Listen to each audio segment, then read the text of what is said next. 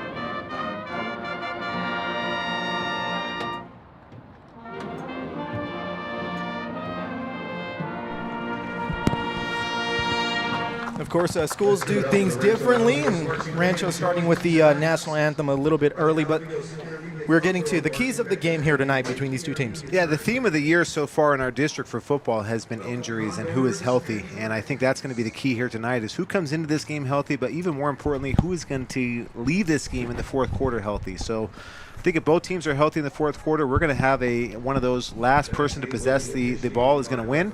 But other than that, yeah, we're going to see how these teams come out. But they are very, very close. I'm expecting a very close ball game, and one possession could make the difference. Yeah, same here. You mentioned injuries. Big injury there for Los Amigos. Mari Maddox not in the game. That's Los Amigos playmaker. He's probably going to take a dimension away from that team, but they do have guys who can fill in. Yeah, not just on offense, but on defense too. That's what we do here in GGUSD football is, again, you're not just losing an offensive star, you're losing a defensive star as well. But yeah, that next man up mentality, who's going to fill in for those shoes for Maddox and others with Rancho as well. That'll be the key tonight. Of course, Los Amigos coming into this game with a 2-game win streak over Rancho Alamitos. I believe 3 games, actually, a 3-game win streak over Rancho. So Rancho, of course, looking to right the ship. Last year, a 30-0 victory for Los Amigos. I don't see that happening here tonight. Like you said, I think it's going to be a good game. I think we're going to have a one-score game. Hopefully it comes down to the last play like it did a few years ago, a 14-12 Los Amigos victory. And I think we're going to have a great game here tonight. Let's go ahead and take a look at what these teams have done here so far this season. We mentioned 3-3, of course. Garden Grove losing to Los Amigos here in Week 1, big game. Again, that was another game that came out in the last play of the game. Yeah, a game that is tops for me. I know Coach Hurtado was asking me what the best game was that we had this year. I said it was tops was Los Amigos Grove and then Rancho Garden Grove girls flag football when we broadcast that. So you see Los Amigos with 2 wins, then a loss, then a win, followed by 2 losses. You look at Rancho, 2 wins, a loss, a win, and 2 losses. So they mirror each other perfect. I think they're very similar. On paper, of course, the quality of teams is a little bit different. But you're talking to Coach Malin, you just never know. On any given night, you never know because of injuries, because of things that happen.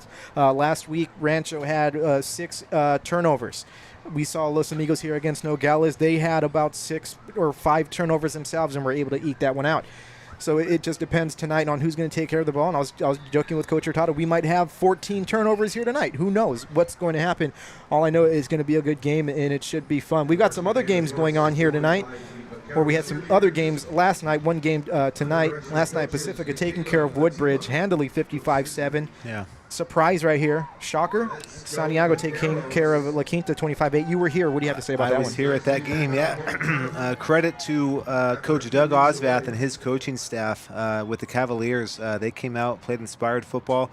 It's very tough. San Diego was having a tough year. They look like, hey, man, they might win another game. That is tough to manage that as a coach, to not get your team to snowball. Coach Osvat did a great job with that last night. Mike Hong for San Diego, number 3, their quarterback. He was involved in every touchdown they had. He started off the game throwing a touchdown, and then he ran for 3 more after that. He was just a dominant force.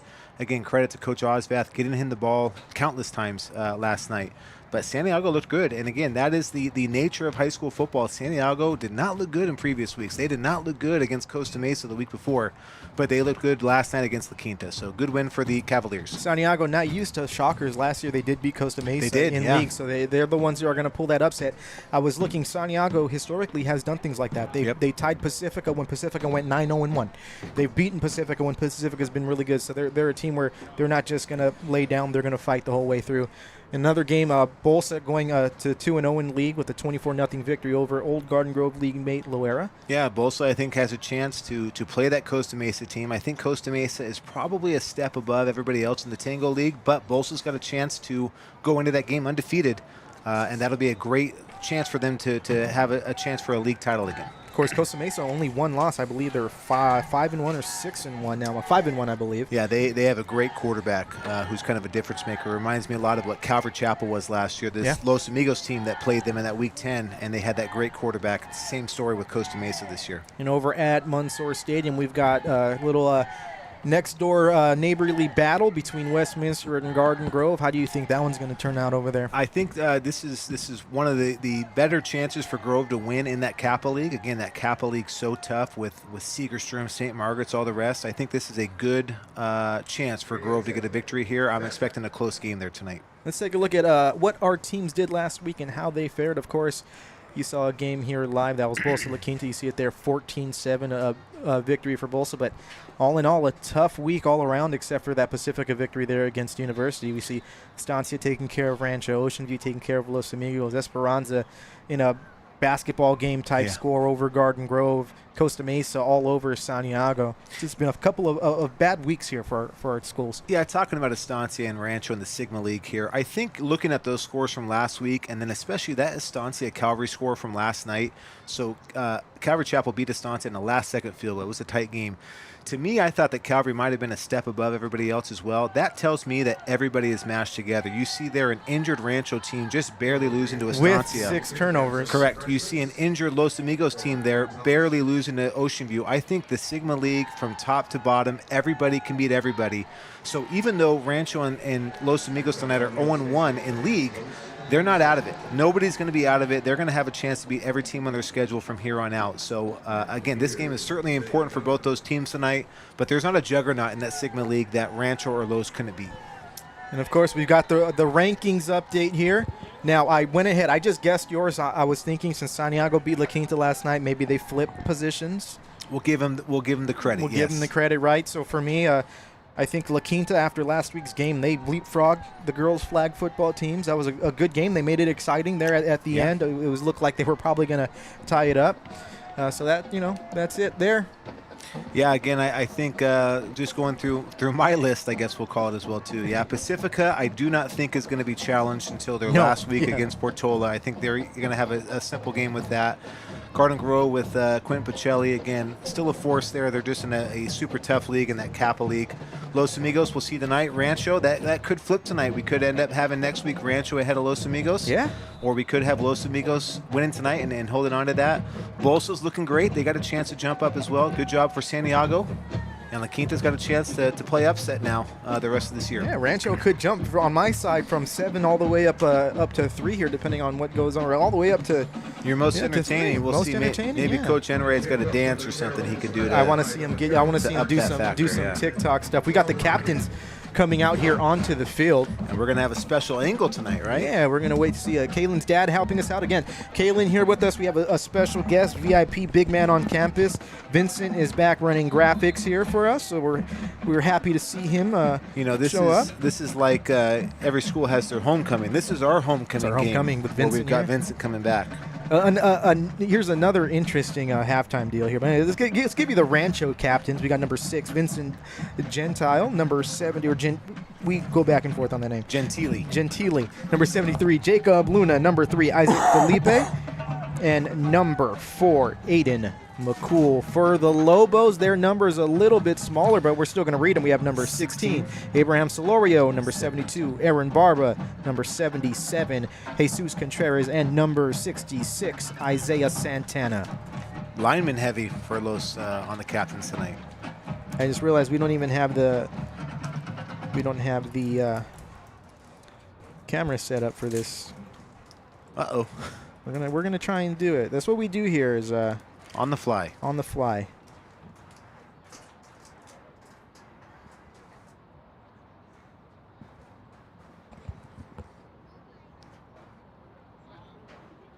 I can promise you it's a good shot, though.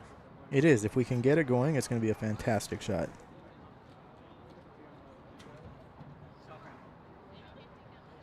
And of course, what happened is it froze way earlier, so we're going to have to try and get it going again.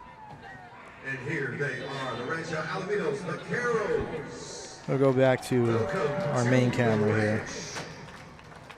Let's do this, gentlemen.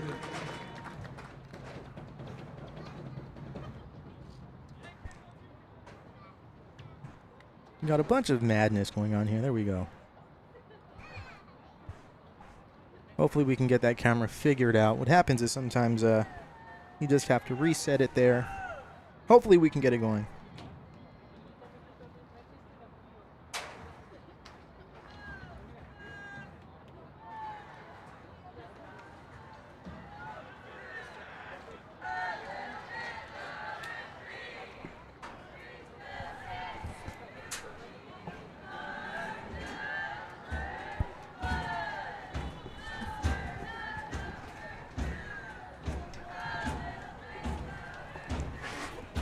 Thank you.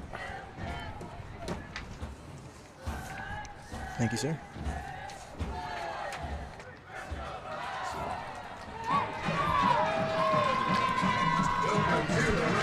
Got the updated. We love getting updated rosters here. VIP service. It looks like for some reason that sideline cam is frozen right now, which was working perfectly earlier. The only consistency is inconsistent. The only consistency is things go crazy, and then look at our scoreboard. Shows a score there, which I wasn't able to go. There we go. Shift. There we go. There we go. There we go. There we go. It's 0-0. It's not kickoff. We're bringing you the throwback here. This has the feel of a Week 1 broadcast so far. Yeah, Week 1 with the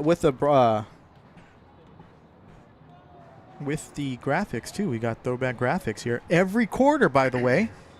I was going to surprise everyone, but every quarter we've got a throwback graphic going.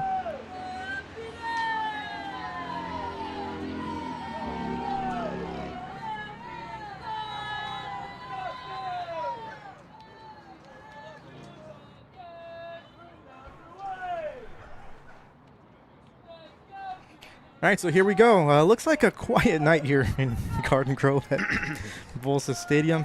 Everybody's watching us instead. I hate to do this, but Lobo faithful, where you at? Where are you at? Don't even watch the game right now if you're at home watching the game. If you're at home, drive on down. Get over here. You can watch the game later. Yeah, this is a replay event here. Speaking of that, I'm getting my replays. Anna Grove, we appreciate you for the kind words. You are number one in our hearts. That's the original Lobo there. All right, so here we go.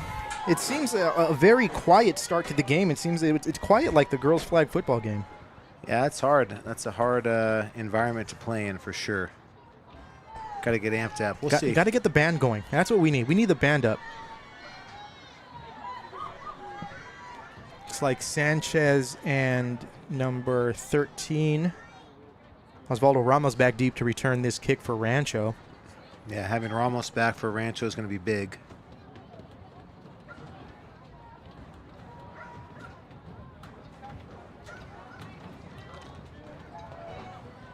And we are off.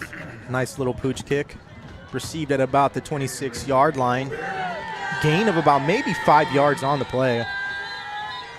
Yeah, it's still going to be good field position for Rancho. Yeah, it was number 8, Andre Zeffirino on the return. So here we go. Rancho going to start with this ball at about the 33-yard line here. You know, not only is it hard for the players to kind of perform when it's quiet, it feels weird being up here. It feels like we're calling a golf game right now, like a golf match right now. I was at 2 golf matches this week already. I don't think I need a third, right? Yeah. We got to get some noise being made in this stadium. Here we go, Rancho. Starting out with 2 wide receivers to the left side. Yeah, like we've seen with Rancho a lot. Be ready for many different formations tonight. Ramos in motion. Takes a handoff. Gentili back to pass. He's going to go deep on the first one. He's got a man open. Wow. That's going to be complete to Vasquez. He's going to go all the way. Wow. First play touchdown. My goodness. And our graphics, of course, are messed up. That's not a touchdown, but we're going to for the Lobos. Wow. What a way to start. We talked about it was quiet here. It's not quiet now. Just right away, action, yeah. Just a single man in the pattern, just a one-man route there, just a deep post, and hits it. Wow, what a catch and run for Joe Vasquez. And you know, you mentioned it, right? You talk about it. You know who was missed on that play? Amari Maddox. Amari Maddox. Yes. PAT is up, and it's good. 7-0, just like that. Rancho with a home run ball right off the bat here. Let's see if that camera pops up. I still think, yeah, it's still frozen. Not sure what happened. We'll try and get it fixed at halftime. See what goes on. Maybe something turned off there or got unplugged.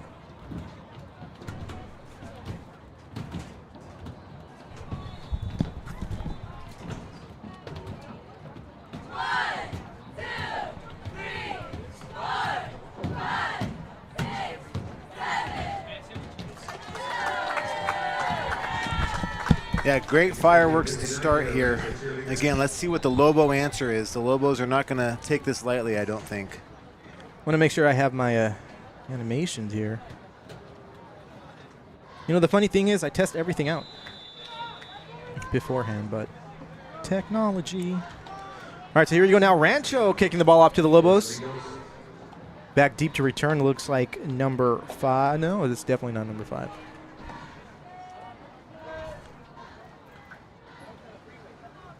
The Lobo numbers are harder to read from further away.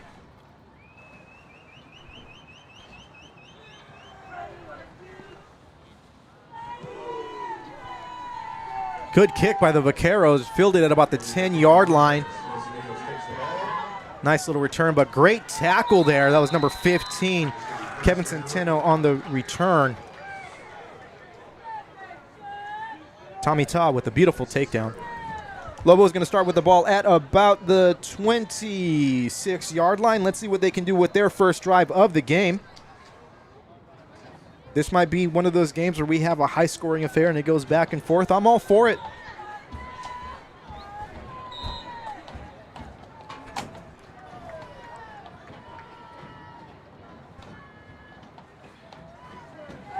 Mitrell Smith wearing number 5 now. Gets to play into the huddle.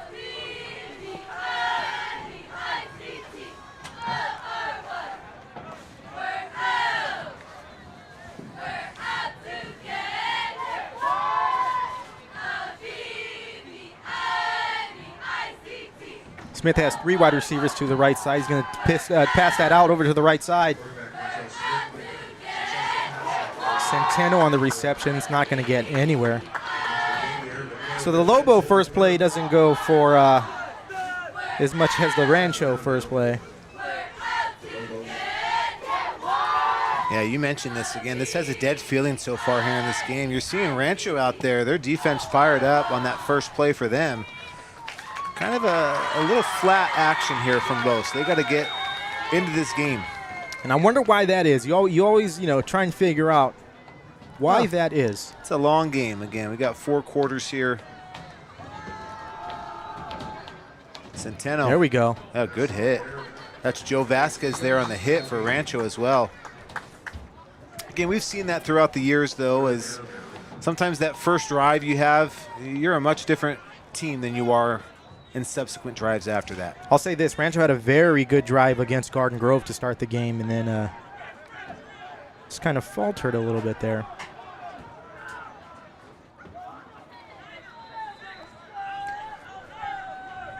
We got trips bunch left here for the Lobos.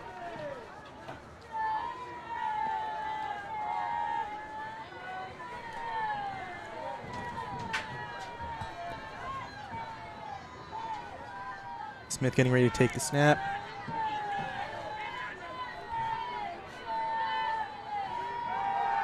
Drops back to pass, looks to his right side. He gets taken down. Fumble. Rancho's football. Got it. My goodness.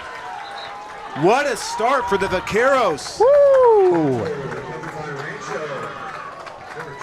Let's take another look at that one as well.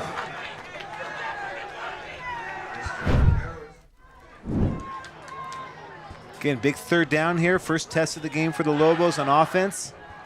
Smith dropping back. Just from the backside there. Just did not feel that pressure. Where did we get there? And maybe number 22. Looks like number 22 came out really fired up after that one. Seth Nelson, maybe? Yeah, we'll get confirmation of that. So Rancho right away just giving Los Amigos fits. Already in the red zone, looking to extend this early 7-0 lead here. Trips left here for the Vaqueros.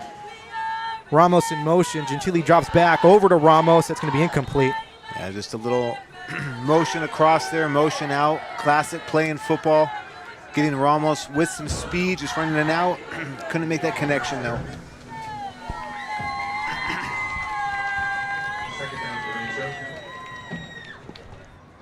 Again, we're trying to bring that sideline. It wants to work.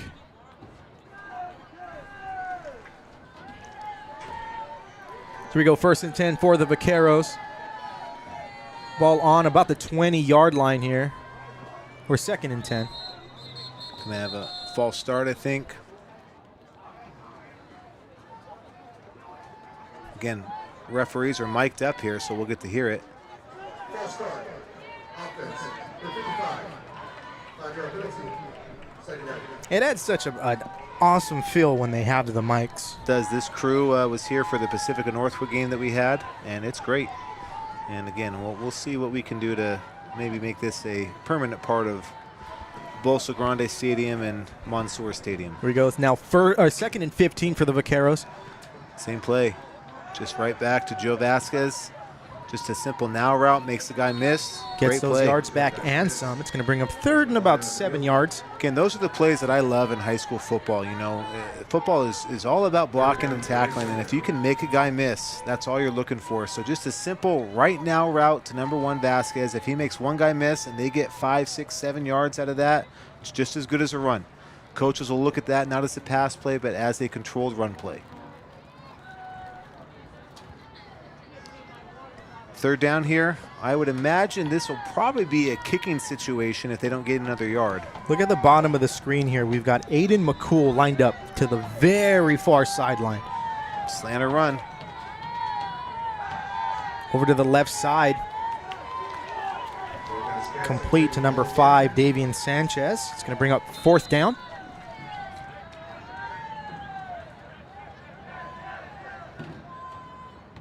Yeah, that camera just keeps turning on and freezing. Not sure what the deal is. 4th down, decision time here for Vaqueros. They are not bringing in the kicking unit, so they're going to go for this. I like it.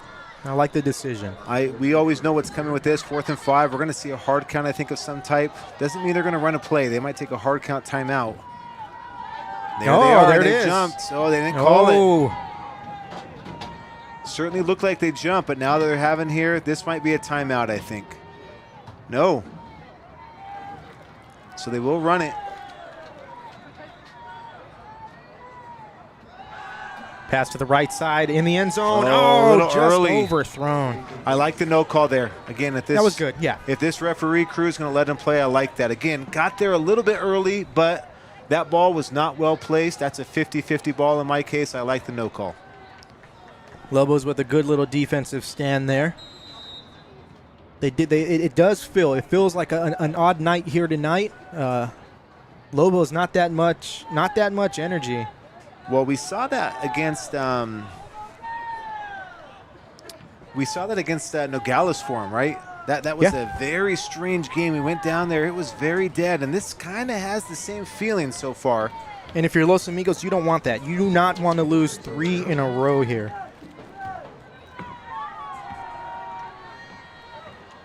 Successful handoff there, short gain. First down. About the 20-yard line. Second down and about 5 here for the Lobos after that first down play gains about 5 yards.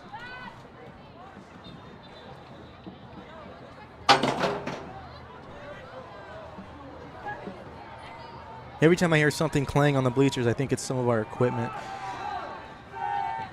Mitrell Smith keeps it himself around the right side. He's going to get the first down.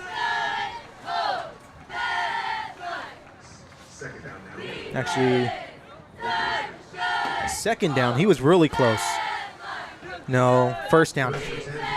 Who is calling this game right now? My goodness. What is going on here? We were right the first time. Again, the graphics that you see in the scoreboard, which is a little deal down there at the bottom, this is what was on the helmets of Rancho and Los Amigos back in the 70s, mid-70s when they would play each other. Snap kind of rescued there by Smith. Yeah, going back to that Rancho fumble sack there, the sack fumble. We'll give credit here. Looking back at that replay, it looks like I'm going to give half a sack to each. We'll be generous here. But number 21, Eric Nahara, and number 22, Seth Nelson combined on that sack. I think number 22, Seth Nelson, was the one that was able to poke that ball out there. But great play for the Vaqueros, but they didn't come away with anything. Another 2nd and 5 here for the Lobos, so their first down plays are getting some good yardage. Again, Los we see in a no huddle, but not a rushed one. Smith takes a handoff, right side. Now we're seeing this again. Los Amigos should have a big advantage up front. Their offensive line should be able to kind of bully the Rancho D-line. We're going to see if that's going to happen throughout the night, especially as the night wears on. So far, not a huge advantage for them in the first 2 series, but I do expect that that's going to start to wear on that Rancho D-line. So keep watching that line of scrimmage, watching those white jerseys. Are they getting a 2, 3, 4, 5-yard push on their run plays? Well, there's going to be a big tell here. 3rd and 3 for the Lobos. Again, you're seeing kind of a pistol look, an offset pistol. Running back's going to get a running start. Smith keeps, yep. And he's going to be stopped short of the first down. Yeah, interesting decision time here for Coach Mello. Mello, guess what's he going to do? 4th down and about 1, a long 2 maybe, or a short 2. 4th down now. Amigos. Again, we see this, the most common play in high school football we see is on a 3rd and 4th and short. We're going to see a hard count of some kind. Can they get that defense to jump off, get the free yardage? There it is, and now they're waiting. There we go. That's what I thought Enright was going to do on that first series is, again, you go up. If they jump on the hard count, you get the first down. If they don't, take a timeout and decide. I think Los probably comes out and punts this ball here. If not, maybe we'll see Mitrell Smith under center. Something I watched in the UCLA upset at Penn State this last weekend. Got really frustrated. UCLA going for it on a 4th and 1. And did a quarterback run out of shotgun. If it's 4th and 1, get that quarterback under center. Get the tush push going. Just it makes no sense to run for 5 when you just need 1. Right. That was a big time upset. Again, I'm a UCLA guy. It's been tough times for me, but I'll tell you that was the most fun I had watching a UCLA game in years. I've got my cousin graduated from UCLA, so I lean towards the Bruins. It's always good to see, especially after the season they've been having, for them to bounce back. It's been pretty rough, yeah. And again, Los is punting here. I think this is a smart decision by Coach Mello. Played the field position game. It's only one play that's made the difference here. Otherwise, it's been equal. Good rush, great punt, good hang time. Fielded at about the 36-yard line. Met immediately. Again, you're seeing Vasquez there again in the return. Vasquez kind of a do-it-all right now for Rancho tonight. Saw him with that early 67-yard touchdown reception. Made a nice big hit on defense, and then here he is on special teams as the returner. And again, we mentioned number 1, Joe Vasquez, number 2, Jacob Vasquez. Not related, other than the bond of football, right? Yeah.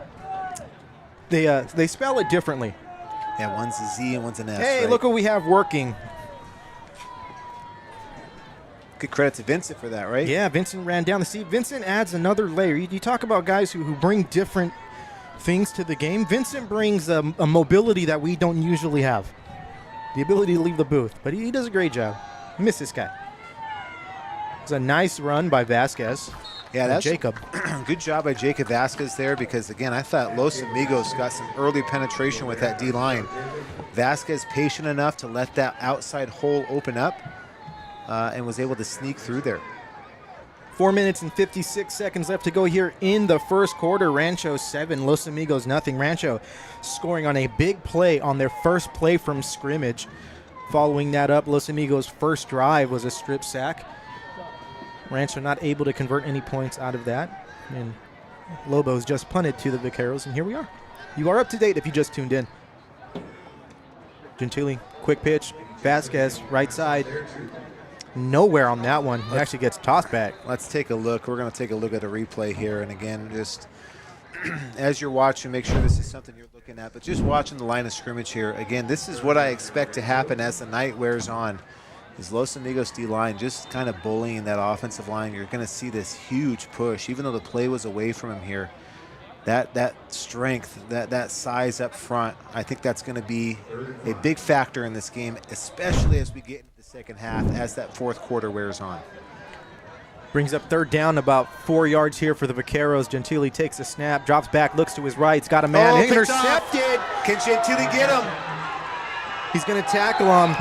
Gerardo Espinoza with a big interception for the Lobos. And the Lobos now, they're going to have some life. Let's go ahead and take a look at that. He did a great job by jumping that route. Yeah, just read it right away. Of course, we still have the last play in there. Here we go. But yeah, just a little stop route, I think, here. And yeah, Espinoza, just a great read. Now, again, Rancho has had some trouble with turnovers this season, and especially with interceptions. But I'll tell you what, Gentili there, coming down, not hanging his head, making that tackle, that could be the difference in the game. That could be the one play that makes the difference. Instead of having a pick six, they get a stop at that point. We might look back later and go, that was a game-saving play. They could hold them to a field goal here. They could, or nothing, yeah. They could get a turnover themselves. You never know what effort play is going to be the one that makes the difference. Smith, pass over to the right side. That's going to be complete to Javon Morgan.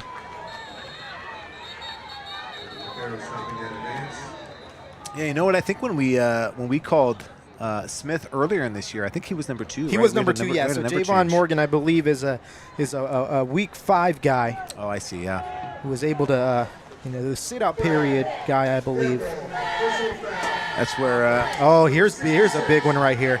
Personal foul. On the Lobos. That's one where Mitrell Smith, as a sophomore, right? You might have to give up your number if you're the young man on the totem pole. Yeah, and again, going back to Gentili on that interception, not hanging his head, coming over to make that tackle. Here you go. Now Los Amigos had great field position, and look where they're at now. They're at the 35. That effort play, that effort tackle, I can't speak about that enough as a coach myself. Those are the plays that you love to see from your coach. Make a mistake, but don't give up. Go give an effort play. You never know if it saves you. Lobos now facing a 2nd and 25, ball on the Rancho 35. Smith takes a snap, handoff Centeno right side. Centeno tackled almost immediately. Yeah, just that backside. Again, I'm seeing Los's line still got a great push, but Rancho attacking from the backside there. Typically, that's what you're doing in those zone plays, those zone stretch plays, is you're leaving that backside alone. But again, Vaqueros just able to chase that down.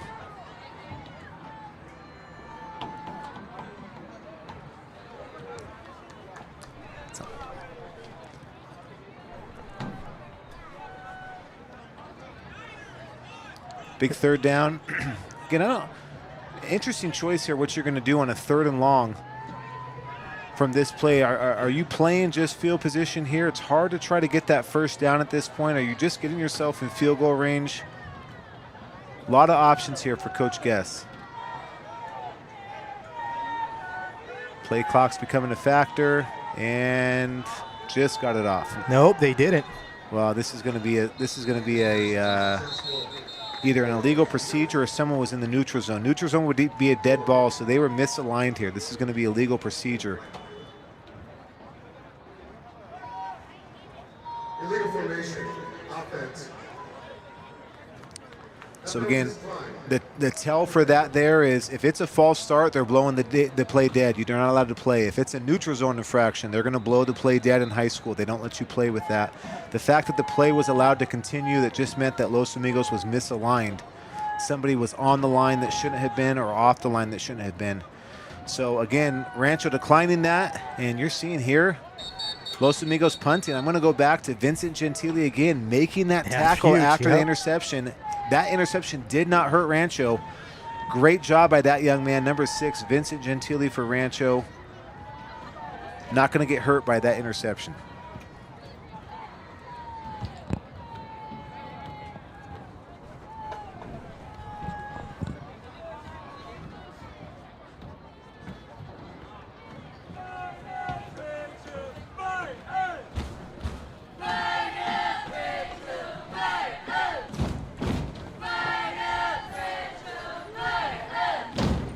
So again, what could have been a disastrous play is looking like it's probably going to be not that much of a factor, at least in the immediate time frame here.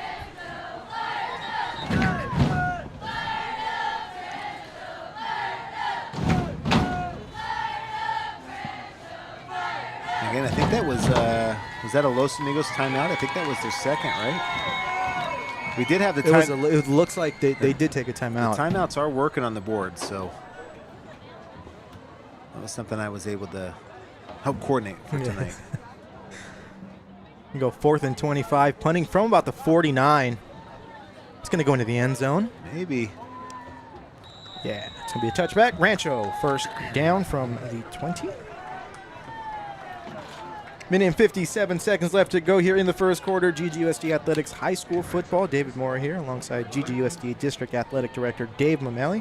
Rancho 7, Lobos nothing. First play from scrimmage for Rancho went for a deep, about 60-yard touchdown? 67, and that's the only difference in the game. Other than that, it's been an equal contest, and in the possessions that have happened since then, it's just that one play that's been the difference.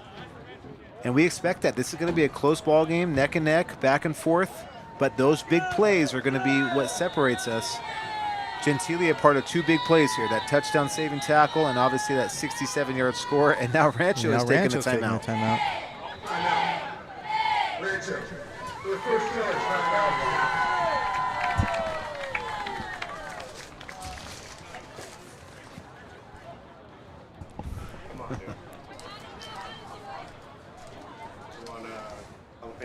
No, I'm good. Shout out to Daniel here for hooking it up. Appreciate it. I'm going to catch up with you after. No, I'm good. Thank you. Appreciate it. Getting you the Santiago treatment, right? The Santiago treatment. Yeah, it's a good guy there. Of course, Daniel's on the crew here at Bolsa Grande. He works the stadiums here as well. Does a good job after the games, getting everything cleaned up, tidied up for the next night and for the following day to come. So we're going to have first down when this timeout ends. Minute and 57 seconds here. Rancho looking to move this ball down the field and extend this lead. Again, both teams on a 2-game losing streak, so Got a quick update from down the street. Garden Grove Westminster 0-0 into first quarter. So that's a good result, I think, for Grove. It's either a good result or a bad result because we know they can score points. They can, but we also know they can give them up. That's so true. That's true. Having a 0 at the first quarter, we know Pacelli's going to get his yards no matter what. You know he's going to find success. But if that defense can hold Westminster to zeros in that first quarter, I think that's a big win for Garden Grove. You know, one of the biggest things that you look is surprising that Garden Grove and Westminster are in the higher league than Pacifica. Yeah, it's all about timing. It's when they made their mark there. Again, we're going to have our 2-year cycle that ends at the end of week 10 here, I guess at the end of the season. And we will have a shuffling the teams moving up, and it's just the nature of the 2-year cycle. Where did you fall during those 2 years?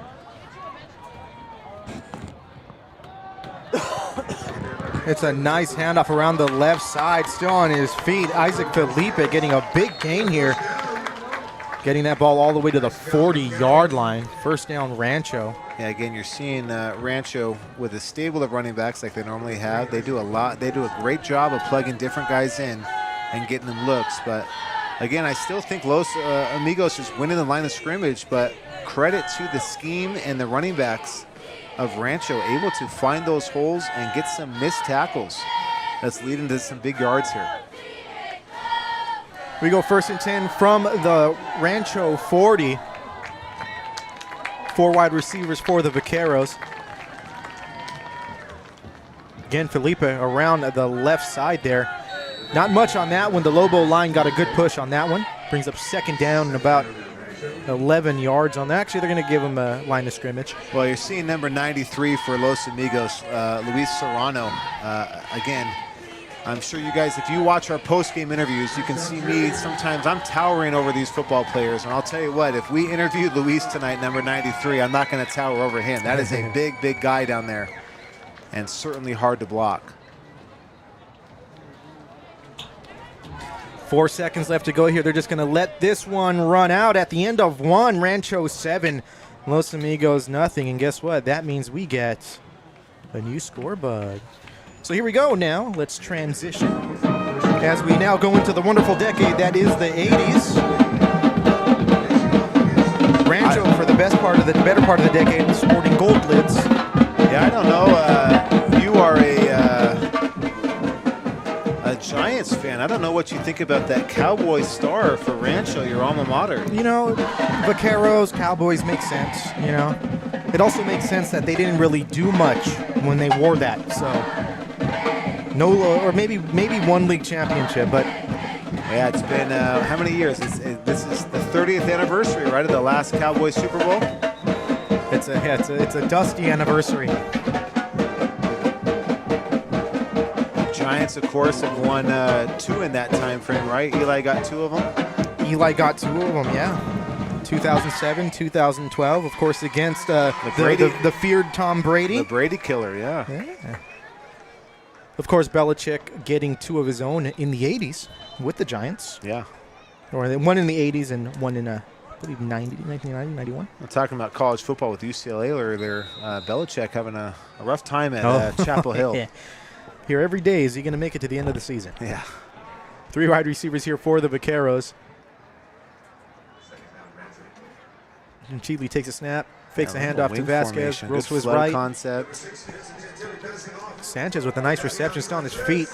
Again, I love seeing that. Again, Coach Enright and his staff, we sing their praises a lot, but I love seeing that. Just a formation, that wing formation you would see out of La Quinta and out of Santiago. And here you're seeing it out of Rancho, but it's just a design play. They know they're going to run that flood concept. That wing back is going to chip block and then go out to the flat there. Gentili's going to roll out. They're going to have a corner route. Great concept there. I love what Coach Enright does with formations. Just doing your same play concepts out of different formations. See if you can get an advantage there. Love to see it.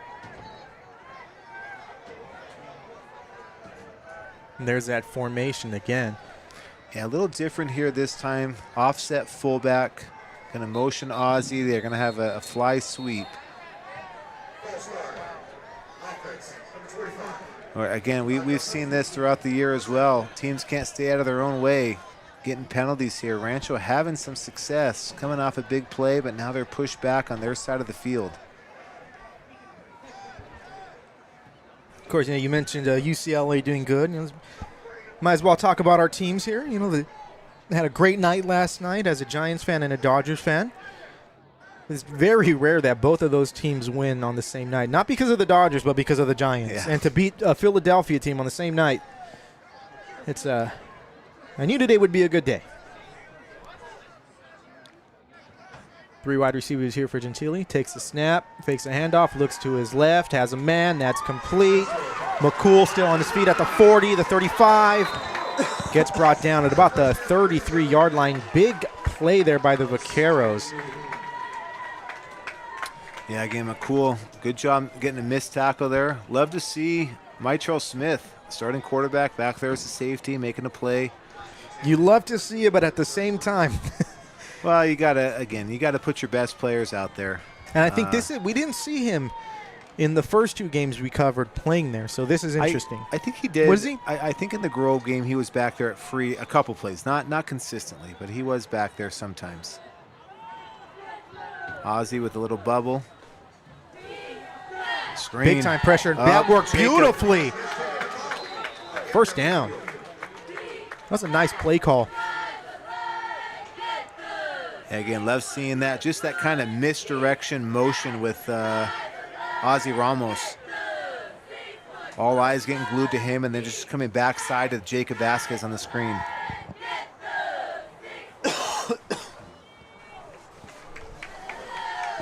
Oh, we've got, look who just came into the booth here. Let's get him hooked up. We've got a new system here, Mr. Nerica. Right. So we need you need to bring some you good need to juju start here, bringing man. some juju and some mojo for the Lobos here. Well, that's why I came up. Usually, it's usually good luck when I'm up here. I usually If see they're some doing good well, things. you stay there. Yeah, If not, yeah. you come up. Yeah. Oh, Yeah. there you go. There Look it at this. Hey, Mr. Nurk has Okay. the magic. There we go. He's not leaving here the rest of the night. Yeah, I'm going to be Big here time for a loss. while until we get a lead that's comfortable enough to go. But yeah, boy, what an interesting start to this game. The big play right off the bat, and Rancho's been playing a great ball game so far, and we're going to have a good one here. Yeah, besides the first play, it's been even throughout. They made some traction here, but here you go. Now they're backed up again. This has been an even game except for that one home run play, which happened to be the first play of the game. Doubles formation here from Rancho.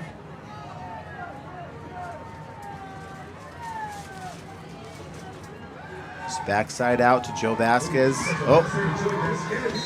Again, that's been the difference to me, Todd, that I've seen here is, again, Lobos a little suspect on the tackling on some of these possessions that they've had.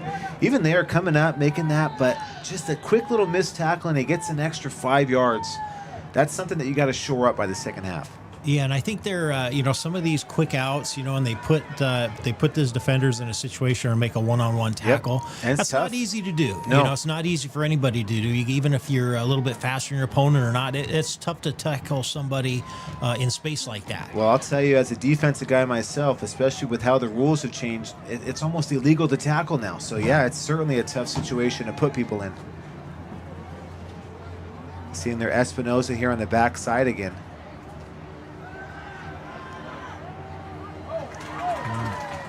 Going to be short. Going to be fourth down. Good find there from Gentili. And this is about where they ended up going for it, 4th and 3 earlier in the first quarter, right? Is this their field goal team coming in here? They're going to kick it here. Yeah, they're going to kick this one.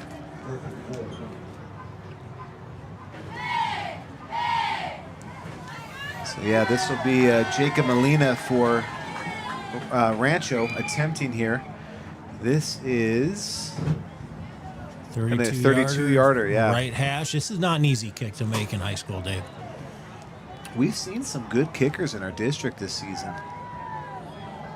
Looks like right down the middle. Yes. All right, well, maybe my luck is worn off. Oh, maybe. And we'll go ahead. Yeah, we'll get that replay here. Let's see here. Yeah, 32-yard field goal. We don't see a ton of these. He drilled it. That was... We have a Bolsa kicker, Eric Ramos, right? He's got a leg on him. He's like, we're talking like he could make 50 or 60 plus. Wow. Now it's got to be the right circumstance, but he's got a big leg on him. Yeah, you don't see that too often. That's a guy that might have a future kicking at the next level. Again, some updates from your former school as well. Garden Grove 0-0 at Westminster, which they've had kind of an up and down year Grove has, but defensively they've been having trouble. So the fact that they got a 0 on the board against Westminster is doing good. But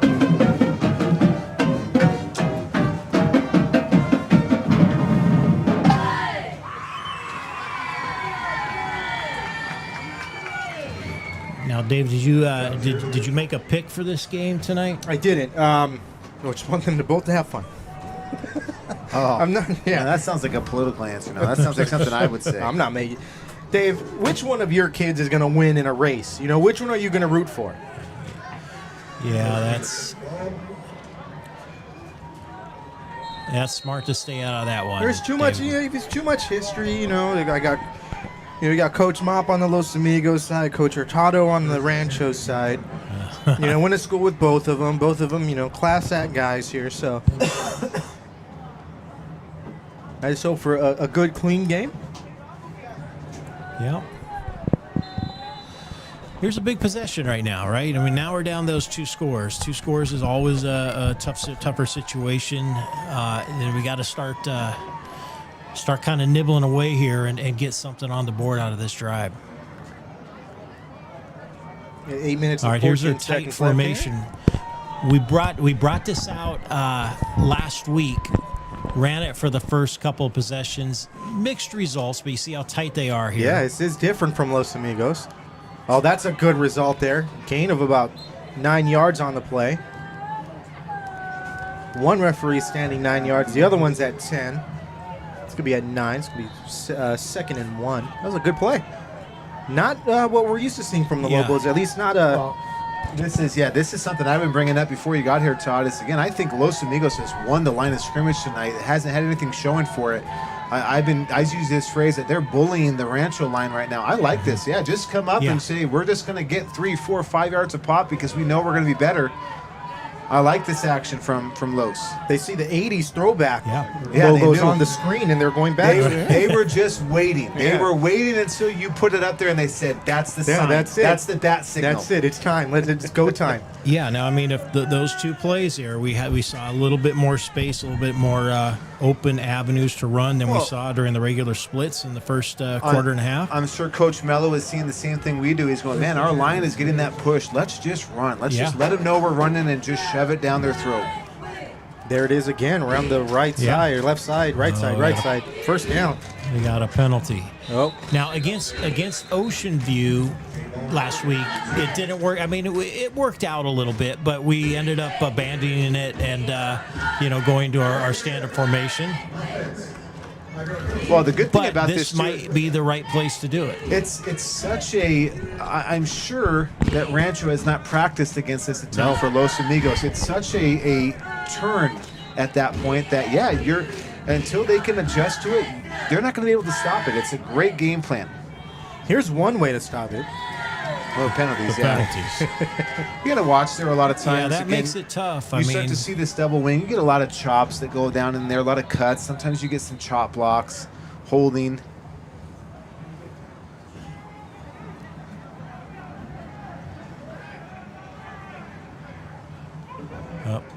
I thought Looked we, like I some thought movement, we moved yeah. on the end. That was a nice tackle by Jacob Vasquez there.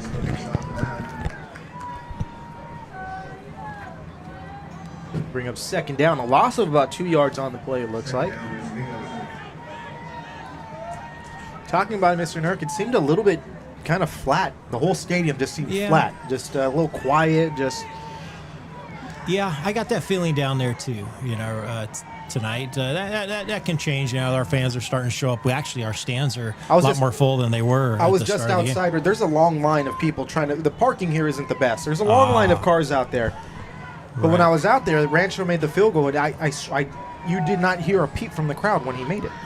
Yeah, difference for us, when we're the home team. Of course, we got our band, we got our dance team, and it definitely is a little bit of a different vibe. Oh, big sack play. That's number 23, Anthony Valenzuela. Yeah, just a missed assignment. That looked like just a missed blocking assignment there. The rest of the line kind of went out on their slide protection to the left, and the backside tackle just kind of stepped back, and Valenzuela just with the inside rush there, untouched to the quarterback. That holding penalty. That penalty was huge. Was it a holding penalty? It was an illegal shift. An illegal shift. That was huge because that was a first down, a 9-yard run. Right. And now if you went from 2nd and 1, now you're 3rd and 25 here. Yeah, and in that formation, it's first and 15s, first and 20s are tough, when you're looking at shorter chunks. But you're right, David. They would have had first and 10 on the 40 and a whole different look. Now, the good thing is that's not their main formation, so they could easily pick up these yards here. It's not like they're going to hope for a 25-yard rush. Smith getting ready to take the snap, drops back. Throws over the middle. Looks like he's got a man. There's That's some. a flag. Yeah, wow. There it is. Or you can get that and get a big chunk of that yardage back here. Now, remember, this is not going to be a first down. It's going to be Not a first third down, and 5 here. No. No? Is it 10 or 15? It's a 15-yarder, so we're going to be 3rd and 10. Oh, yeah, 3rd and 10. Okay, I got to tell you got one upgrade going here tonight. I have nice. not heard the referees mic'd up before. Yeah, so this is our second what's the time. history of that? We did the Pacifica Northwood game. This same crew was here for that, and they had it, and they asked if they could do it again tonight. So we're going to see if we can get a district set for Bolsa and for Grove. Dave had to remind the crew that they were here because Yeah. he said we had a crew here. The guy's like, no, we're the only ones that do it. The guy that set it up knew. The guy that was on the field forgot that he had done it before here. So Yeah, I'll tell you what. I think that's a really nice touch. I It's love to hear great, that, and I yeah. think it's great for the fans. it's good for our broadcast for Good sure. for the broadcast. Yeah. We're not kind of speculating. We can see it, and Unless you're out back eating a burger and you miss a call. all right. Here's a manageable 3rd down now for us. It's like a 3rd and 10. Roll out route. Oh, big hit. Oh, nice. Big pressure by Rancho, and Smith is going to get up. Looked like he Well, you got to watch took a hit with- under the shoulder there. You got to watch with Smith too, because he's been banged up a little bit this year. Yeah, he's taking some hard hits. Yeah. Really hard hit over at Eisenhower and Rialto. Yeah, it's a lot. He's multi-purpose. He's such a great quarterback. He can run, he can throw, he can scramble. But the downside is you take a lot of hits like that.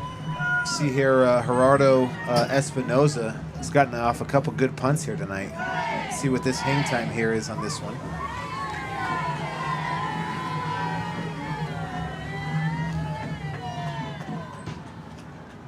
Oh. High snap. Oh. Oh. Wow. Woo, Dave, every time you mention, let's take a look at the hang time, something happens with a punter. I know. It's something we don't see a lot, the hang time. I can't let it go, but I'm going to have to let it go for the good of our games. Yeah. He brought out the phone one time to try and was it to against time it, yeah. to It was time Northwood. Yeah, it was Northwood to time it, Pacifica, yeah. and then it went haywire. Yeah, it didn't work, yeah. Let's get the hang time here. Uh-oh. Safety. Bad snaps. All right, let's save that next time the green team's punting there, Dave. Yeah. I'll even it out. How There about we that? go. Yeah.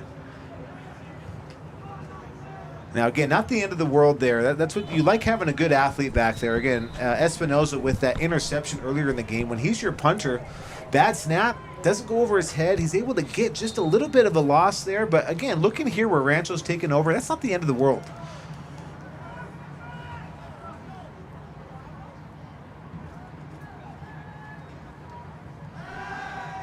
Going deep. Gonna This air it might out be to the left side. Intercepted. Oh. So again, Gentili's got to be Dangerous careful with throw. that. Yeah, throwing deep there. He's going 1-on-3 there at that point, and that ball's hanging up. You got to be careful with that. Yeah, he nearly adjusted and came up and got the pick. You saw pressure there on the inside. This is the second game that Luis Serrano, number 93, has played in. Played a great first game against Ocean View, and he's getting his legs under him, and he's being a factor out there. Yeah, we talked about him earlier. I told them, Todd, that when we do our post-game interviews, a lot of times I tower over the players that we're interviewing. If we interview him tonight, that's not going to be the case. He's humongous. You can see it right here on the sideline. Yeah. But yeah, watching him up front here over the nose tackle position, he's just getting disruption every time he's up there. There he is in the middle of the play there. Great run, though, from Rancho, keeping those feet churning. Going back to that punt, though, as well. Again, if you're a friend of the stream, you know this. I don't understand why at this level we still have the punter 15, 17 yards back. I would just have my quarterback do it every single time. You don't know if I'm going to go for it or if I'm going to kick it. We're not really getting great things out of that. A lot of the times we just let the ball roll anyways. So, in my opinion, I'm a big fan of just put your quarterback back there and punt unless you have somebody that can get consistent 5-second hang time. Just let your quarterback do it. That's interesting. Interesting idea, Dave. So you're talking about being what the typical shotgun stance, 5-6 yards back, 4 wide. You got there. You can roll out a little. One step kick. You got to respect the pass still. True. Centennial does it really well. Oh, fumble! Oh, Lobo football. There we go. Yeah, and again.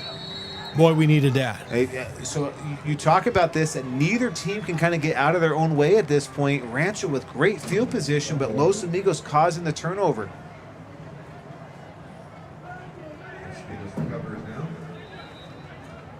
And again, I don't think any of us are shocked at this. We expected a close game. They're going back and forth. Yeah. One team makes a mistake, another team makes a mistake. One team a good play, another team a good play. I said on the sideline there, I said, I wouldn't be surprised if we've got 12 turnovers here tonight. It might be.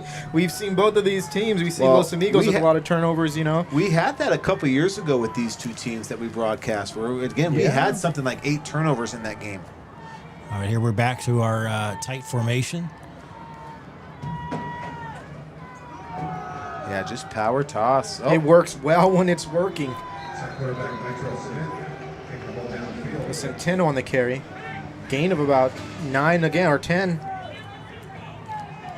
9 on the play. What I would love to see this is, again, you got Rancho back on their toes at this point. I'd like to see some quicker tempo even here from Los. Yeah. Just get up and run it again. Get up and run it again. Get up and run. Don't let Rancho take a breath.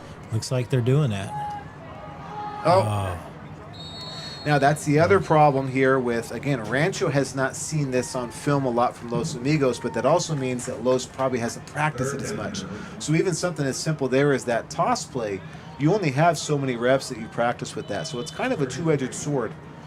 It is. And not only that, again, Mitrell Smith, he's been out. He's been out a couple games, and so you kind of had that turnover there of personnel. Maddox was playing quarterback for him last week, right? And he's not in here tonight. So that part's tough. 3rd and short. Centeno, good patient feet there. Gets the first down. Yeah, so we put it in last week for Ocean View. So, I know Enright's staying up late at night watching those tapes. So I'm sure he saw some of that. Maybe knew we were going to come back with it some tonight, but didn't start with it. And so hard to say how much prep has been done and what do you really do in this case? Just bring more people in the box, I guess. The advantage is you don't see it a lot. We see it with Santiago and La Quinta. Problem is now they're not in the same league. Yeah. Correct, so they don't see it anymore during the season. Good push. He's gone. He is gone. Oh, great tackle there. Again, Javon Morgan. Yeah, Morgan with a great run. I thought he was going to be gone. Aiden McCool, though, great touchdown-saving tackle. We saw earlier with Vincent Gentili make that touchdown-saving tackle, and that made a difference there. Is this McCool tackle going to make a difference here? But, wow. Javon Morgan, again, great explosion here. Patient, hits that hole, and now he's gone. Yeah, that's some speed right there. Again, love that effort from McCool, though. Could make the difference. Talked about this already today. You don't know what effort play is going to make the difference in the game until after the game. You just got to make as many effort plays as you can. We saw Gentili with one earlier. We saw McCool one with there. Which one of those is going to be the real factor? And again, Los Amigos here, 141. I think Los has one timeout. I think the scoreboard is wrong. I think they have one timeout remaining. I believe so, too. Yeah. Minute and 41 seconds left to go here in the first half. And again, kind of an ideal situation for Los Amigos because they will get the ball to start the second half. So if they can score here as time expires, that's kind of the dream situation.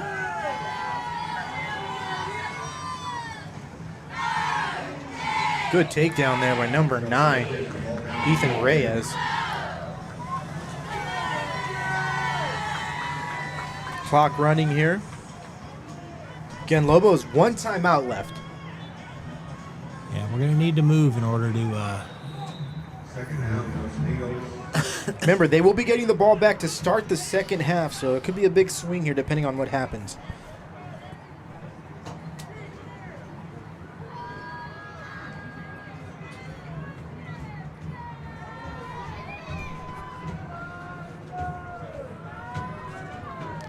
Again, offset. Not wing here, just offset power football. Nice play. Love it. Get out of bounds. There you go. Again, love that play there. Just a nice little toss. That's a design to get everybody sucked up to the run, but you are just using the momentum of Centeno coming out on the run to get him to keep running out to the flat. Great fake there from Smith and a great little touch pass. Yeah, that's a great play call there because give the running back a chance to get out of bounds too, save that timeout.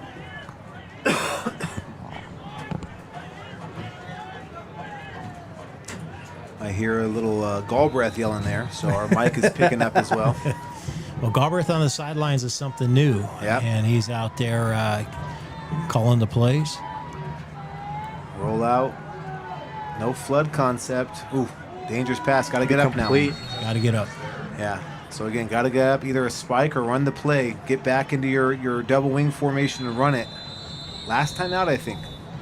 Yeah, I think not a bad idea using it there. Could have done it a couple seconds earlier, but not a bad idea taking it at that point. Now the issue with that, taking that timeout, so you got second and you're on the 13 or 14-yard line. It looks like 13.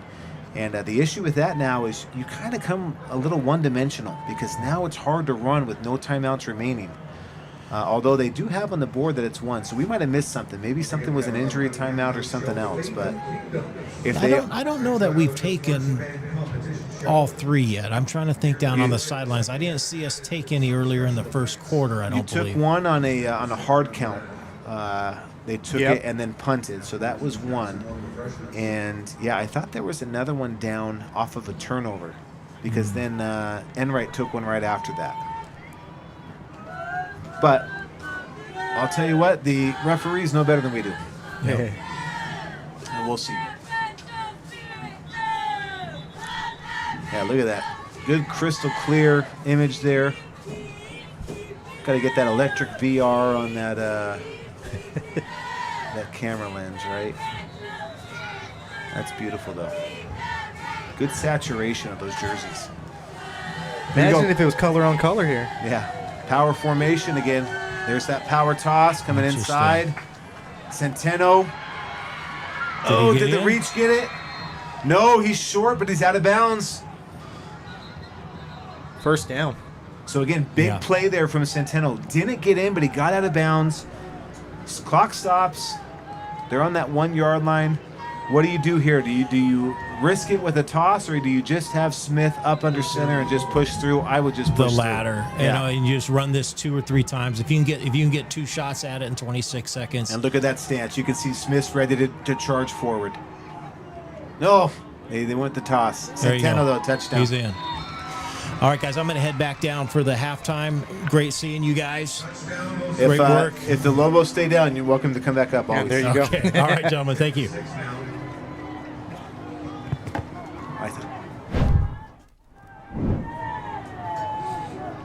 We got the tail end of it. I was hoping he'd get a sneak in here. Oh, we got too soon.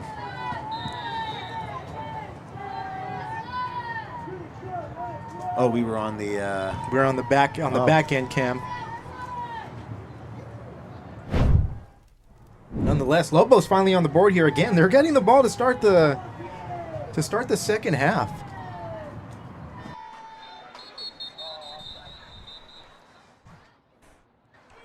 Of course, PATs are big here. Yeah, this and a false start on the Lobos. Again, in a game that we expect is going to continue to be close all the way down to the wire. Points are a premium. They are a premium, and making this extra point now 5 yards back. We know they're not guarantees in high school football.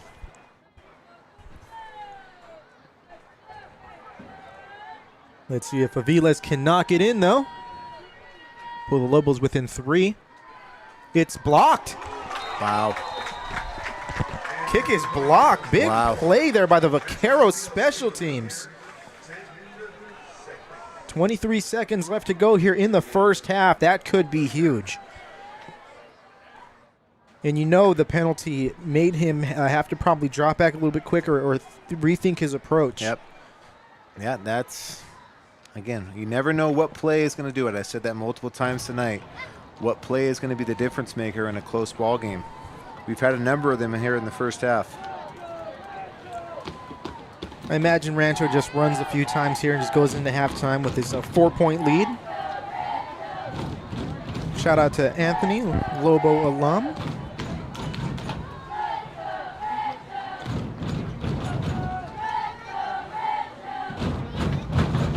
Lobo's probably not expecting a full kick here.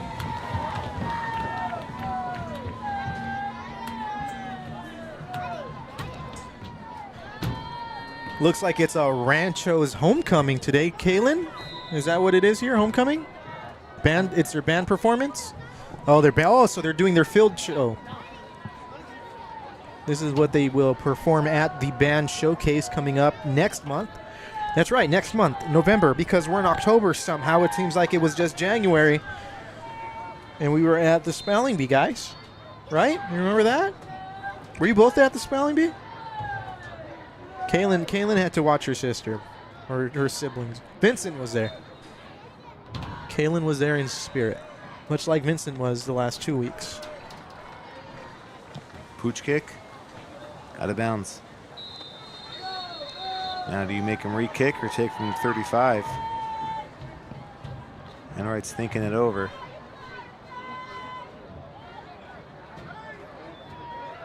Looks like he will take it from the 35. 23 seconds left to go here. Very quick first half.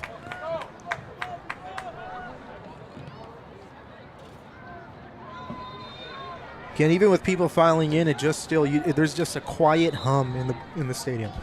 There's not a roar. There's no buzz. It's just a hum. We're gonna go down there and I'm gonna start firing people. I'm gonna get some pom poms. I'm gonna go down there. I got the T-shirt gun that I'll get. We're gonna get people excited. We need to do something here.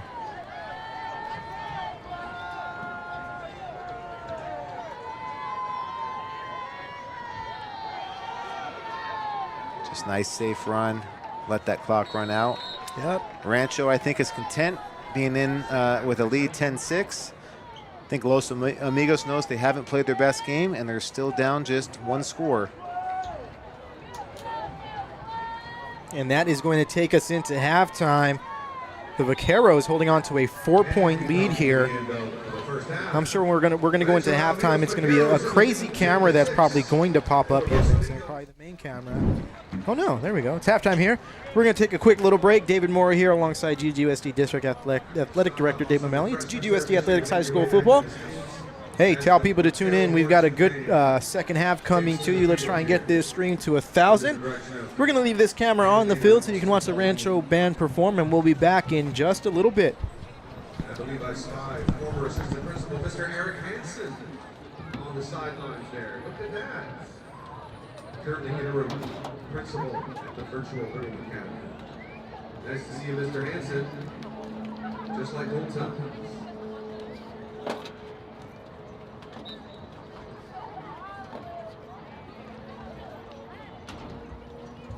I believe the marching band will be taking this show again on the road this weekend. Yes.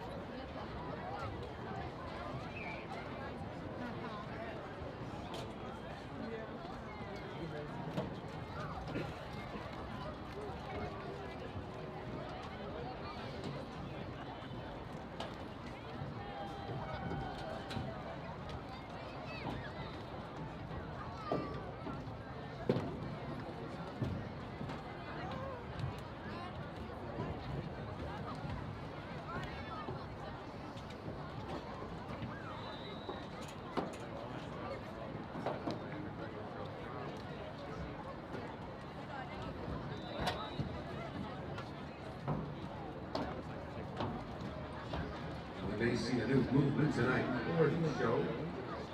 The title of the show is Fates of Kingdoms. I certainly see more stage effects this time.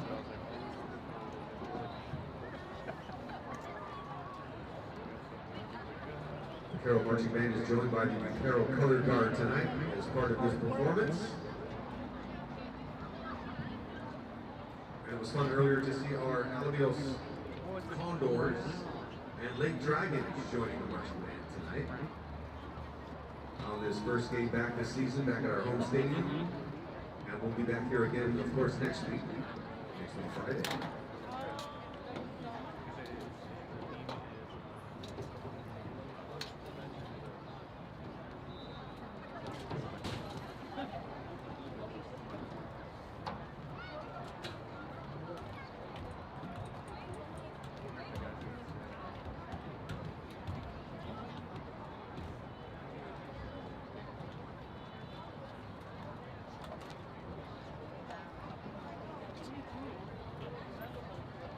They're going to start.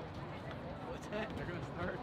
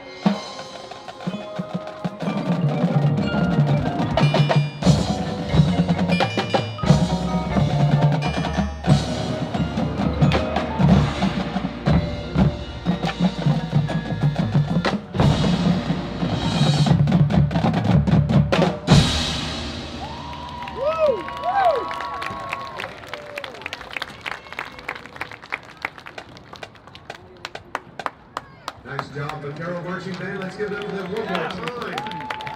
And their Fate of Kingdoms competition show, marching band and color guard.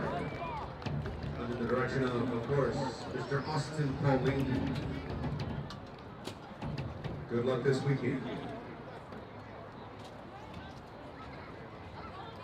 Be sure to join us next weekend right here, next Friday, as a matter of fact, as the Vaqueros face off against Santa Ana Valley. For yet another home game. Got about 5 minutes left on the halftime. Look at those lines over there in the concession stand. I don't think I'm even good about that, but you go right ahead. There's a line for a reason.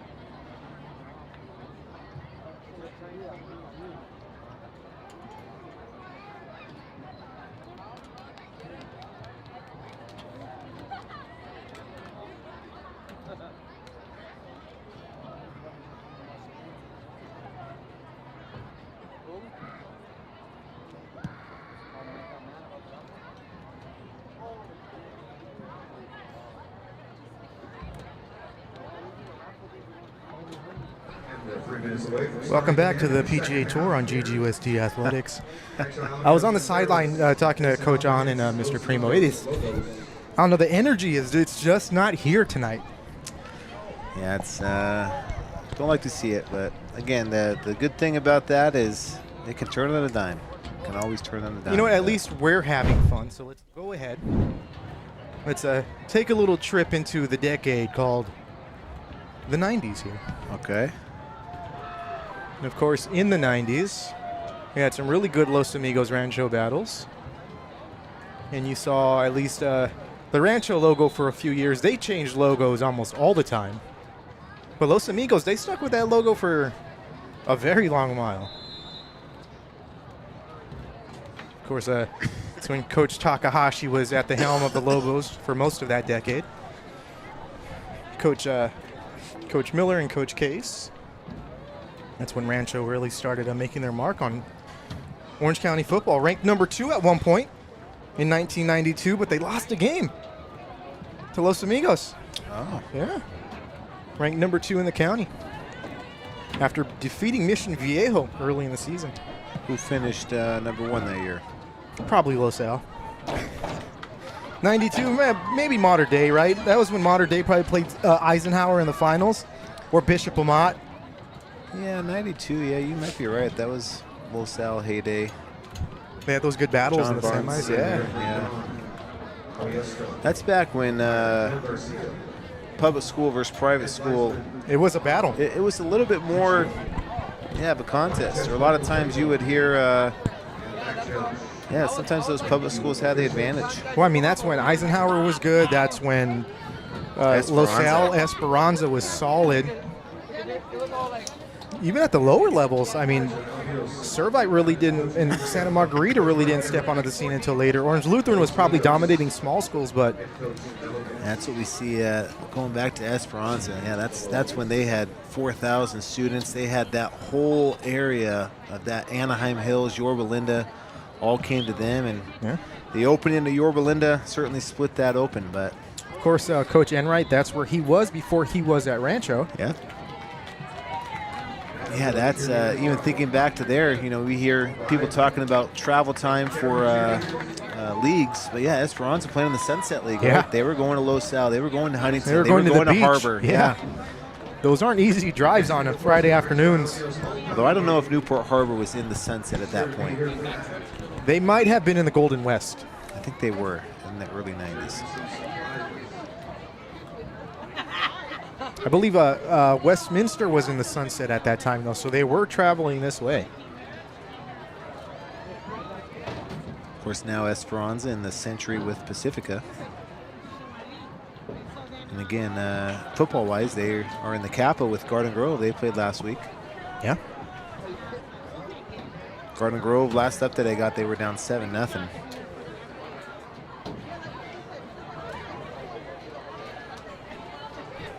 Turn this microphone up as much as I could to make it sound loud here. That's the Los Amigos side of the field you're hearing.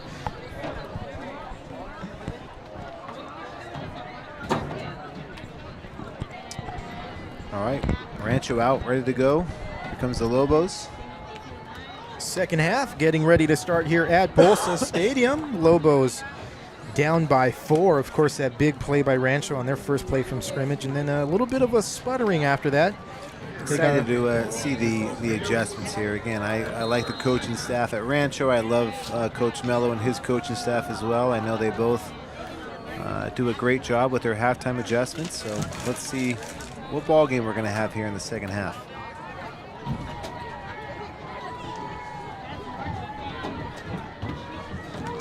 Kick is up. That's a beautiful kick.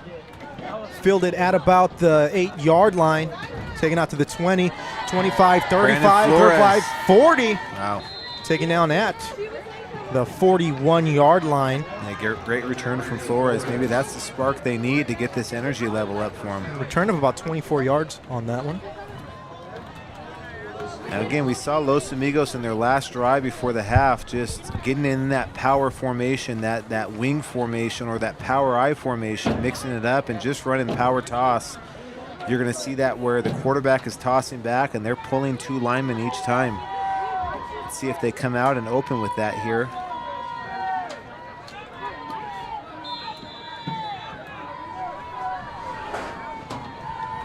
And again, we are going to get a dose of that.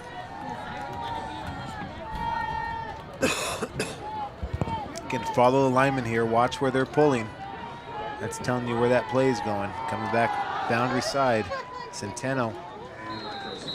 You know, I look at that number 44 a little bit differently now that Cam Scadabo's out there headbanging in the NFL. We've got a Lobo on the floor here. Yeah, we got an injury. Does not look good.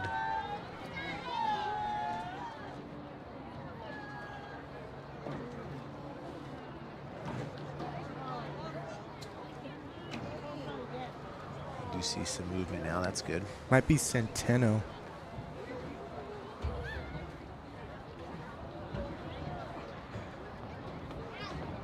And we know that look. It looks like Cramps, fixing maybe? a cramp, yeah. Again, we brought it up last week. Guys, it's week 7 here.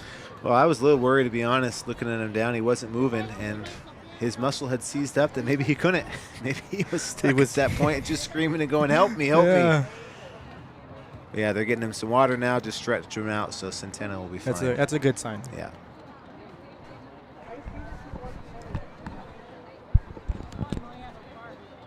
We've all been there. Sometimes you get that cramp in your calf or your hamstring, and you need help. You can't get it yourself.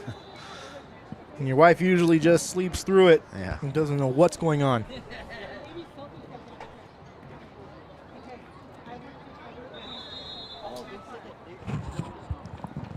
Is a little unusual here to see that late in the season. Again, got to make sure to hydrate as the weather's starting to get a little cooler here.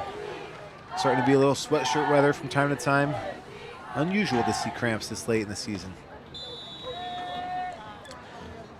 We go 2nd down and 7 for the Lobos. Ball at their own 44-yard line. Again, Lobos shouldn't miss a step here with Centeno out. Javon Morgan has done a great job for them. Our first look at him this season. Yep.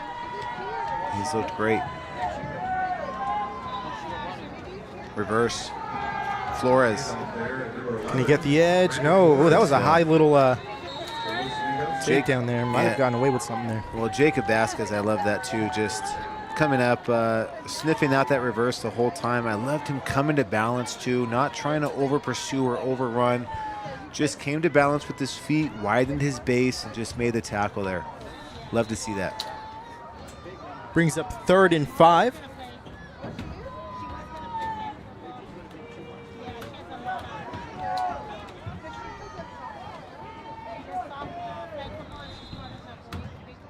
This is right at the point of the field where it's certainly a question, is this 2-down territory or not? Probably not, but you never know. Look at that deep pistol formation, running back way behind, getting that head start. Morgan. 1st down. Yeah. And some still on his feet. Second effort gets them all the way into Rancho territory, pushed out of bounds at about the 36-yard line. Again, love the way Morgan's running, where his feet are constantly moving. Sometimes it looks like he's not gaining progress, but his feet are moving. That's what you love to see in a running back, is you can be patient while your feet move and you let things open up, and that's exactly what we saw there. Los Amigos, quick tempo, love this. Get him back, run it again. Same play again. Bounces it out to the left side again. Oh, this time Rancho sniffed it out and met him right at the line of scrimmage. That's always a two-edged sword. Again, I do like that from the offense. If it worked last time, run it again. But the problem is you get a good, smart defense. They know they're going to run the same play. And so that can be a two-edged sword there. But brings up a 2nd and 10. Centeno back in the game for the Lobos. It's a good coaching battle here. You've got two coaches who are really dialing up things, and definitely they're countering each other right now. Yep, they've proven themselves over the years to be great coaches.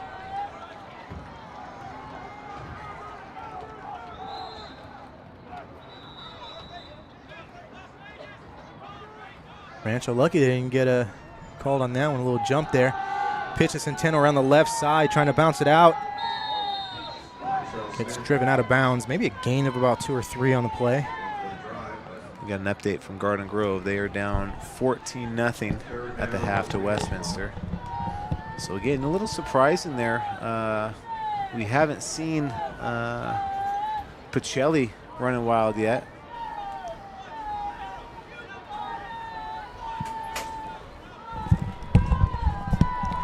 Third and long here for the Lobos. Centeno in the backfield. Looking like another power toss situation.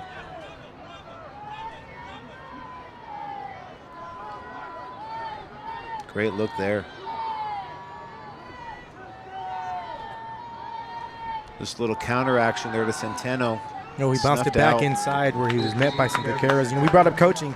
That could be what's going on in that Westminster game. Say key in on number 4. Stop him at all costs. It sounds like they're having some injuries along their offensive line, and that's causing some issues for Garden Grove. We got 2 players down here, one for each team. One for Rancho. Lobo player bounces. Nope, Lobo player not bouncing up. Bree Ramos, Rancho's athletic trainer, is out there attending to the Rancho, and Brittany Ordos for Los Amigos is out there. Brittany won that battle. She got hers up quicker. With a little bit of help from Solorio. And now Brittany, as being the good athletic trainer, is going over to check on the you Rancho love to see that. That's awesome.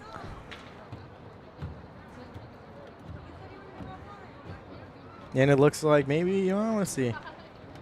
Thought they had his leg up there. Well, you're going to see with Coach Enright here. He gets the quick turnaround. Yep, there you go. He's okay. There we go. He's doing his Enright impression there. They're both walking the same.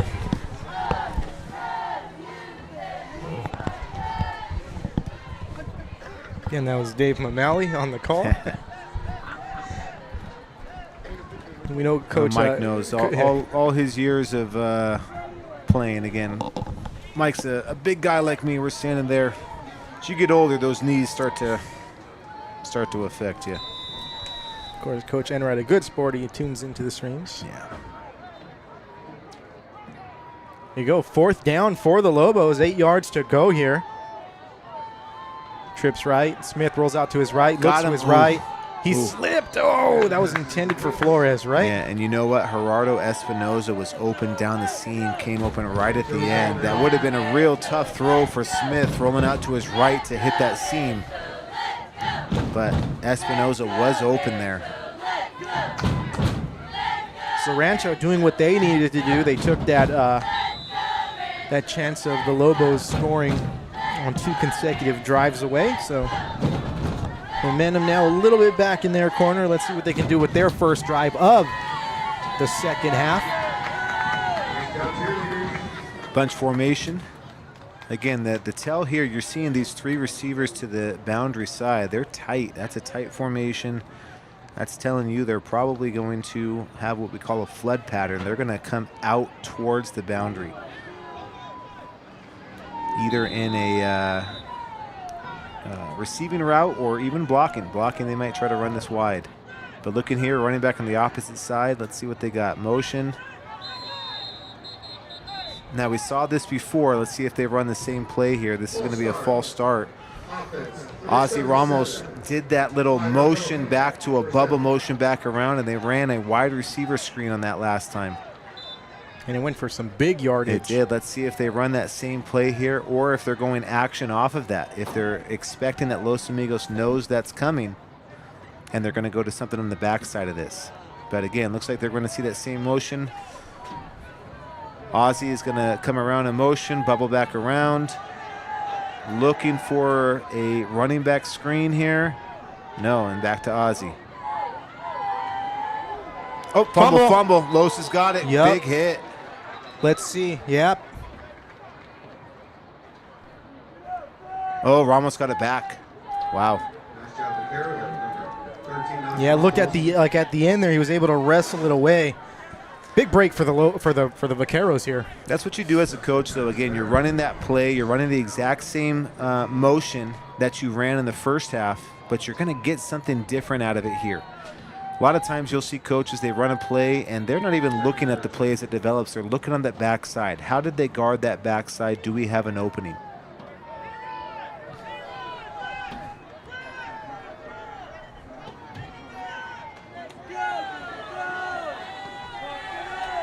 Oh, incomplete. Again, Rancho has done that a lot tonight. Dangerous on that backside there. Again, Gerardo Espinoza, number 9 for the Lobos. already has an interception tonight. I'd be careful throwing to that backside to him.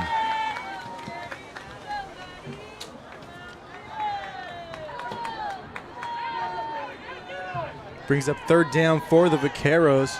13 yards to go here. Or second down. Scoreboard might be wrong. Third down on the field. You do see here number 9, Espinoza for Los Amigos. He is shadowing Joe Vasquez, number 1. Nice play, but beautifully read by the Lobos. Yeah, good pop. Rancho's going to punt this ball away. Number 11, Ruben Gonzalez and Avery Wells on the tackle there. I think you have that backwards, right? You're looking at the wrong one. No? You know this one. Yeah. 17-11. Flores and Wells on the tackle, yeah. We're going to have a timeout here. Timeout. Los Amigos. Their first charge timeout. Okay, let's keep track of this. That's one for Los. Vincent's got it here. I know Vincent. Vincent was saying on the last one that they took their 3 timeouts. And they got an extra one? It looks like they might have. Well, I don't think they ever called one more. That's what we thought, yeah. Yeah. So we were right. Vincent was tracking. Yeah, Vincent was tracking.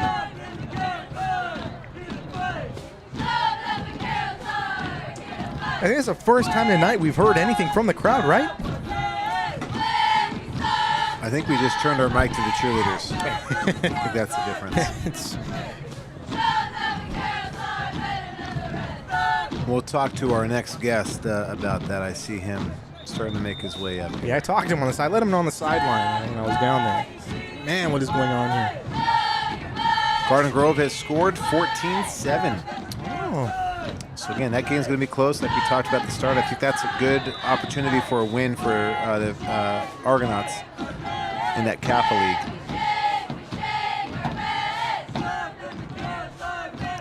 Pretty good punt here. Oh, get away. Really good punt here. Oh, what did he do? Wow. Again, another dangerous play. I don't know what was going on. He should have got away from the start. I understand what he did there. That was Javon Morgan. Yeah, Morgan, he thought it might have touched him. So at that point, you got to be I guess that's a heads you up got to play be at the that aggressor and say, I'm not going to leave it to the ref. I'll just go get it. But Morgan shouldn't have been anywhere near that. Once he knew, again, that was great hang time there.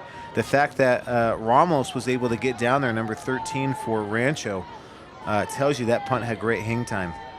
And again, normally that's a call. A lot of teams use Peter, or they'll use poison. They're using those words to tell everybody, run to the sideline, get out of the middle of the field. We don't want that ball to bounce and hit us. Lobos starting this drive at the 23-yard line.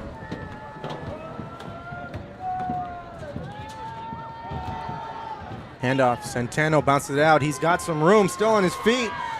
Gets the first down all the way up to the 34. Yeah, still seeing that good line push. He's cramping again. Yep. Yep, and he's stuck. Oh, man. Yeah, that's the vicious cycle of cramping is once it starts, you really got to get hydrated. And it's likely to happen again.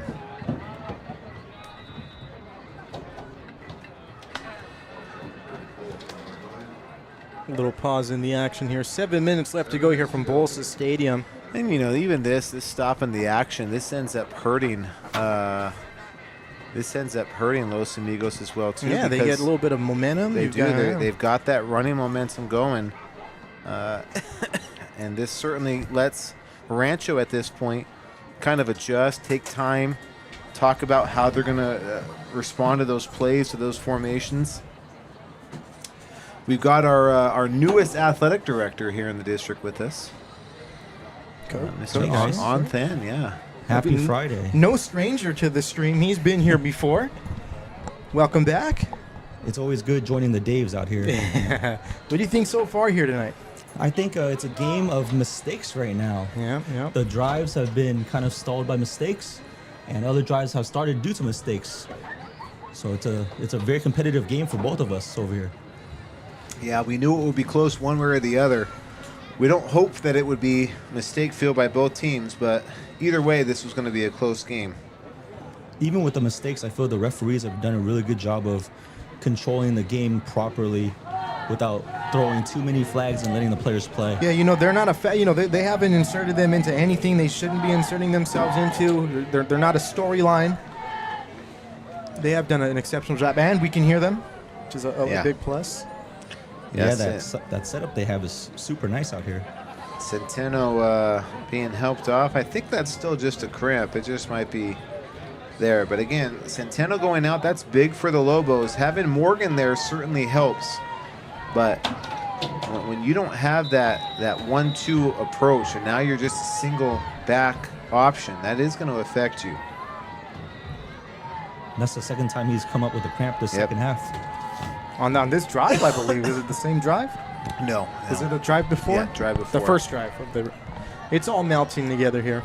Again, looking for power toss here. There it is. A little wider, no pulls on that.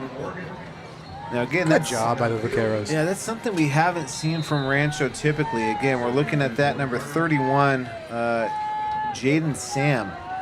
Charging up, getting that negative penetration into the backfield, but high hips and just going past. Something I loved seeing from Rancho tonight is coming to balance, getting underneath, not missing a lot of tackles. That's been a difference there. Yeah, Jaden's added a really good layer to our defense at the linebacker positions. He has a nose for the ball, and he just is always a go-getter. And a great student inside the classroom as well. That's what we love to hear right there.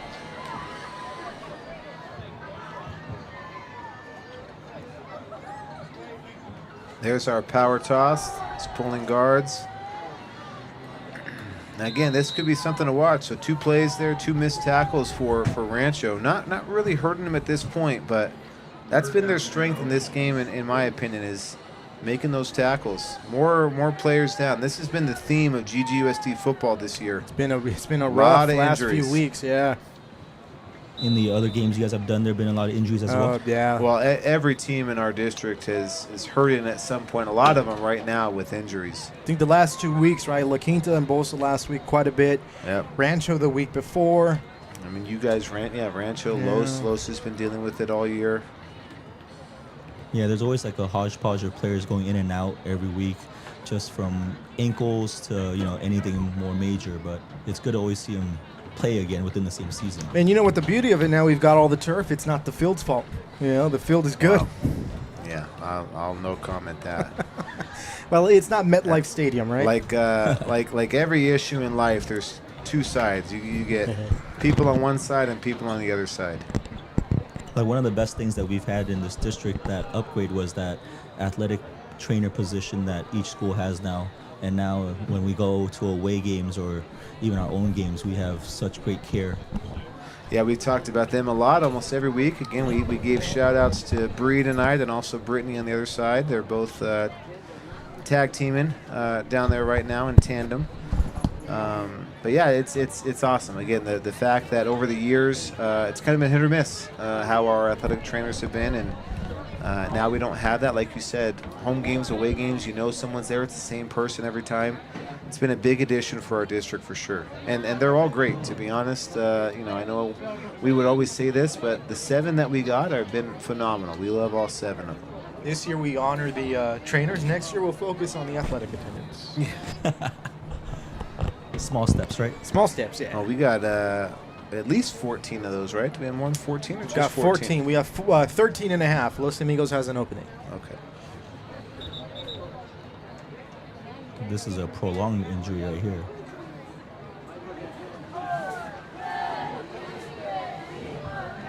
Yeah, not good. We mentioned that on at the start of our broadcast, too, right before that. Key to this game is, It's Isaiah Santana. who's going to make the least amount of mistakes, who's going to have the ball at the end. But we talked about who's going to be healthy at the end of the fourth quarter, too, and we're seeing that play out in front of our eyes, is who is going to have the right mix of players that are on the field in that fourth quarter. Yeah, both teams have key players that they want to keep healthy throughout. And right now with number 15 for Los out due to cramping, it looks like they're kind of struggling a little bit. Well, another thing that we see a lot in our level of football here, and to be honest, it's kind of spread out to all levels of football, is we do have Ironman football. It's not just offense that you're losing, it's defense and special teams as well. Coach Jamie from Santiago is watching the broadcast. Apparently, he just sent me a text saying hi to everybody. Coach Jamie, I saw you last night. Great win for Santiago. I was there. We talked about it earlier. Great win for the Cavs. When all broadcasts, without mentioning, one of the reasons why we've got these throwback logos is because we are celebrating our 60th anniversary here in GGUSD. Next year, the 60th or something like that of the Garden Grove League. So who knows? We might have to do something for that one. Make everyone play each other. Say the Grove League is still somewhat intact. It's not technically the Garden Grove League anymore. Now it's the Grove League. You know what, Dave? And we'll they tell me that chicken McNuggets at McDonald's are the same, and they're not. They're not the same. They are not the same. Definitely not the same price either. Yeah, if we don't get the crowd involved here, maybe that's what we can do is have a chicken nugget Debate. blind taste Blind test. taste. Oh, I'll know. Oh, I'll know. Or the Big Mac under 1 minute test, right? All right, we talked about this. I'm going to do the opposite one, Rancho. We're not going to talk about hang time now, We're right? not. Nope. We're gonna. You already did it to him. Getting Espinoza back. Good athlete. Ooh. Ball's going to roll. I hate when the ball rolls. Again, Joe Vasquez. We'll get him, Coach on down there. Tell him, don't let that ball roll. Pick that up and go. Yeah, he Jordan's had getting right some to room. him. He had some room. Brings up first down for the Vaqueros. Ball is going to be spotted at the 25-yard line or so. Still holding on to this 4-point lead. 3 minutes and 41 seconds left to go here in the third quarter. Yeah, the juniors on our team just have a good knack and understanding of football with Ozzy and Jacob Vasquez and Bill Vasquez. This is a young Rancho team that's going to come back next year. Depending on who's in the league, you're looking at maybe one of the favorites. You've got a young quarterback who we saw a few weeks ago who can really sling the ball around. Yeah, that sophomore quarterback's Mason. He's really good as well. Yeah, it's a nice run by Felipe here. Again, just a nice little stretch play. Los not able to set the edge, and Felipe able to get out. Felipe is a great constant for us, always dependable. Definitely a name that we've called on this stream before over the years. I'm always so impressed when players on both sides play both sides of the ball. Yeah. Yeah, again, we see that a ton with us. Sticking with it. Great job. We're going to give a shout out here, and you know what? We're going to give a replay here, too. Go 59. Sumani Raphael. Looking here, the left tackle here for Rancho. Love this blocking assignment. Maybe a tight end that coming out of there, right? Maybe unbalanced there, but watching number 59, just a great job driving up, keeping the inside leverage hands. Love it. Fighting all the way to the end. The same token, shout out to number 7 for Los Amigos for continuing in that play even after he got blocked. Giving a second effort on defense. Both teams really giving second efforts here tonight, understanding.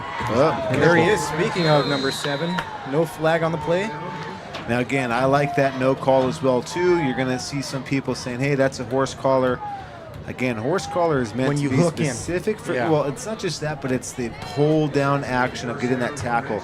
It is not a penalty to have that hand in there. It's a penalty to have that hand in there and then pull down. So, again, this referee crew, as On talked about, I've liked them. They've let them play. They've had some good no calls, in my opinion. And again, as a basketball coach, you know that I had this talk with Coach Snyder here yesterday about the difference between a 3-man basketball crew and a 2-man basketball crew is you want that third man to just swallow his whistle. You don't have to call something. Yes. That multiplies the number of fouls that could be called every play. Right. It's that terminology. We had that here even with referees. You can have a 5-man crew or a 7-man crew. Sometimes it's awkward for those referees because they feel like, well, if I don't throw a flag, I'm not doing my job. No, it's okay. You're just throwing a flag if you see it. If you don't see anything, it's okay to just never throw one all game. That's all right. Yeah, when you coach, the best games are when the referees are almost invisible. Yep.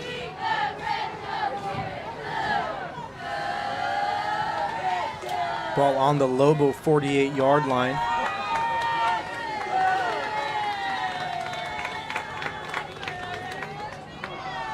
Vasquez, nowhere to go. Now, swallowed again, up in the backfield. Los is still winning that line of scrimmage. Rancho has been so patient and able to let those holes develop, even with that negative penetration with Los. But they're just a wall of Lobos there. Stuff in the Vaquero run. Clock running here, under a minute left to go in the third quarter. Again, minus that first play of the game, this is really what we've seen all game is both teams getting a couple good first downs, but then not able to sustain that coming out. That's been kind of the theme for both teams here tonight.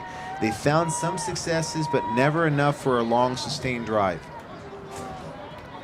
And back to the line, this is our 7th lineup of linemen in our 7th game. That's the injuries again. That's been the big factor.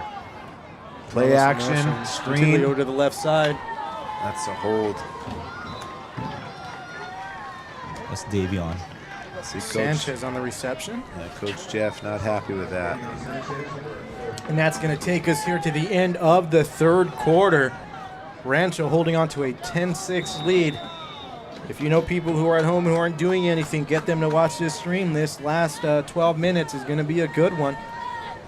While we have a break here, David, let's see some. You see some of these proposed leagues here from Anna Grove, thinking that what if Rancho was in the Sigma League again with Costa Mesa University, Anaheim, Saddleback, and Bolsa. So say that again. So outside, the crowd is going raucous now. Yeah, about time. It's going crazy. Rancho with Costa Mesa University, Anaheim, Saddleback, and Bolsa. Oh. And then they've got Los Amigos maybe in the Omnicron with Buena Park, Woodbridge, Ocean View, Santa Ana, and Garden Grove. That would be a very tough league for the Lobos to be in.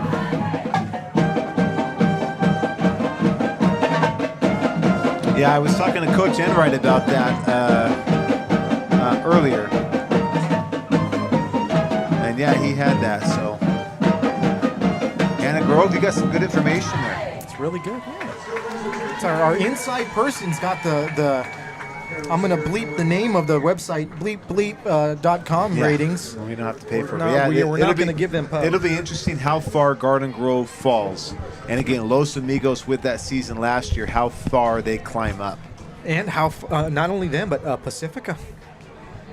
There you go. He picked it up again, Dave. That's what happened. But I like that. Again, I like that. At that point, you're not letting that ball bounce anymore. Again, we talk about the difference in a close game like this. When you have 5 yards that stack up after 5 yard after 5 yard, it'll make a difference. And this isn't a good look here. Hopefully, this is a cramp. It looks like it might be. But even still, now both running backs for Los Amigos taken down with cramps or taken down with injuries. I'm going to go take him some water right now. This is how it's playing out here. I would certainly say the injury bug has hit Los Amigos. In this fourth quarter, I do think Rancho is the healthier team. I think right now the momentum is on the side of the Vaqueros if they can just keep at it on their defense here and not give up any. Again, Amari Maddox is the home run threat for the Lobos. But that's what you're doing. This is now back to old school football that you're just flipping the field. Again, here's Los Amigos starting inside their 20-yard line. You know, if they have a first down and then get stopped, Rancho's going to have better starting field position. In a game like this, that's just what you want. It's a field position game. Incrementally work your way up so that you don't have to have 3 or 4 first downs in a drive. You only need 1, and then you got a chance for a touchdown or a field goal. A game like this, that extra point by Los that was Correct. missed is Yeah, huge. We brought that up Well, earlier. you know what we brought up too, and again, if it keeps going this way, maybe he'll be our interview tonight. But Gentili on his interception, I loved it. Not his interception, but after the interception, he didn't hang his head. He didn't give up. He sprinted after, and he made that touchdown-saving tackle. That could have been a pick six that now changes the dynamic of this ball game too. Yep. So little plays like that, the extra point, the effort plays, those are big. You never know when it's going to count until the end of the game. The non-highlight plays. Right. Yeah, those interceptions like those thrown are usually pick sixes. Mm-hmm. It was him versus the quarterback. Got trips left here for the Lobos. Smith getting ready to take the snap. Who's in at running back here? You get a number on that? Number 43. A little reminiscent of Galindo there. Kevin Velez, sophomore. Yeah. Again, 43 at Los Amigos has always been worn by some very good players. We do have Morgan is back in now. Who do you guys have next week for your broadcast? We haven't officially decided. Yeah, we yet. are. We are going to go to the drawing board. We'll let the games play out here and see what the matchups are. That's what we typically do at the end of the year. Is see what the matchups are that we do. We'll see. We might end up doing a Pacifica game. We might see.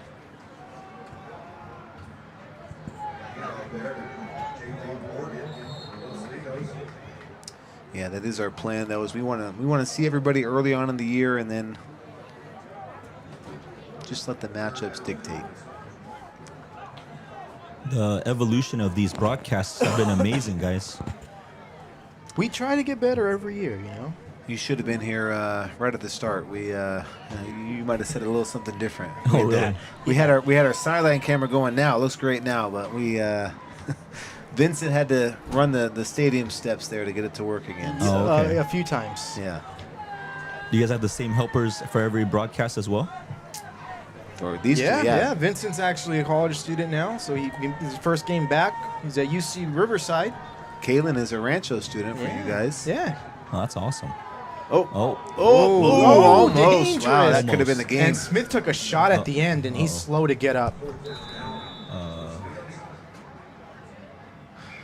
Looks like he's going to be okay. Helmet came off though, so he's going to have to come out. That was going to be fourth down anyways. They're going to punt.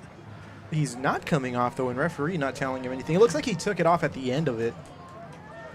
Now he's going off. But yeah, Kaylin has done a great job for us the last 2 years. This is her third year. Third year, wow. Yeah. Time flies. And again, she does a great job on the camera with the little Xbox controller, but she does a great job following the action.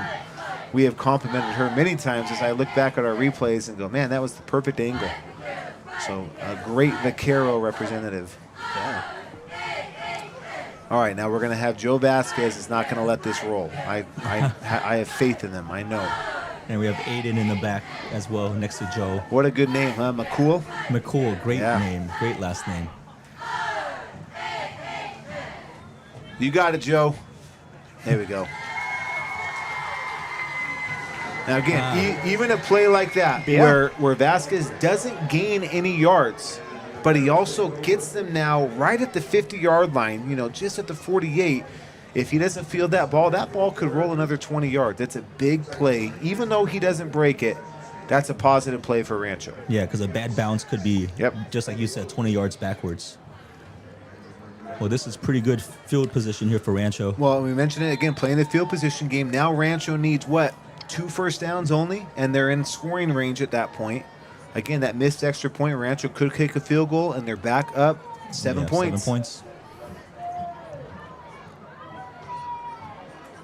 Jacob Molina, our kicker, has done a really good job of being consistent this year. That 32-yard field goal he hit earlier, right down the middle, just nailed it. Felipe Oh, here we go. broke it. Turns the Down the corner. sideline. Good job. Yeah, good job by Flores there for Los to make that tackle. We do have a flag. Looks like this is probably coming back on a hold. I want to, I mentioned that number 43 for Los Amigos earlier. We talk about throwbacks. We have the 90s logo up right now. Oh, that's what you're looking up. You got the info. Yeah, number 43, Andrew Niamata was a stud Niamata, when he was at Los Amigos. He made all first county for his senior year. Got to shout him out. And I'm trying to see because I want to see if Anthony Matagi wore 43. He might have. Anthony Matagi is actually a friend of mine. So you ask him what if you can ask him what number he wore. It might not be 43. I'll ask him right now. Again, he coached. He played with Coach Mott.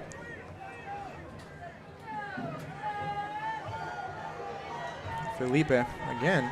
Just a little Flag on the stretch play. play. Another flag. This might be, I'm going to guess, this might be sideline warning.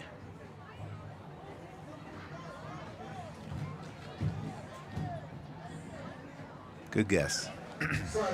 So again, that referee just bumped into somebody on the Los Amigos sideline. No yardage enforced on this. What we got to do when we get the system is add a little bit of reverb to make it sound like they're in the stadium. Yeah. Penalty, T. Number 15, T. He could just do it on his own, too. Yeah. He could Just just had him tell at him. it. We need a referee who's gonna flex. You know, like when we need an Ed Hockley out here. Yeah. You know, guy with just some guns on him. I'll tell you, Don down there now, Don the is in white good hat, shape. he's pretty yoked himself. Yeah. Love to see it. So Matagi messaged me saying that he wore number 6 in high school. Okay. Well, that's not even a multiple of 43, huh? I guess 43 is a prime number. It could be if you wanted it to. You'd get it wrong. Is that more math in high school? 6 times 7, we'll 43. We'll go back to Los Amigos in Miss Atondo's class. All you youngsters out Also there. now Miss Montez. I also said 6 times 7, if you get that. So. Oh you good with that? don't do it. I still don't know what that means, thank goodness. No one does. I That's don't the think thing. No anyone one does. does. It's the second week we brought it up. No one knows. Big third down right here. Now route, Short make pass a to miss. Again, Levin, that we mentioned that before. Good, smart play. Just go that now route right to Vasquez. Let him run the ball out. That's not a pass. That's a run for them. They're just looking at that as a run. Get me 4, 5, 6 yards a pop. Yeah, just getting a first down to reset the downs is huge right here.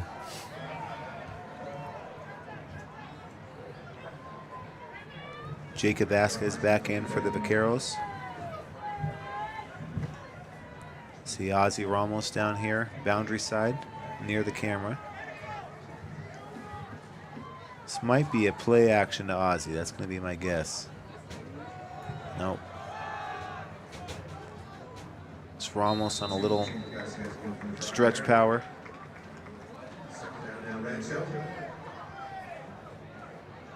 Again, this has kind of been the theme. Getting some success, but then stalling out. See if Rancho can break that cycle here on this drive. Time starting to be a factor. 7:40 remaining in the game.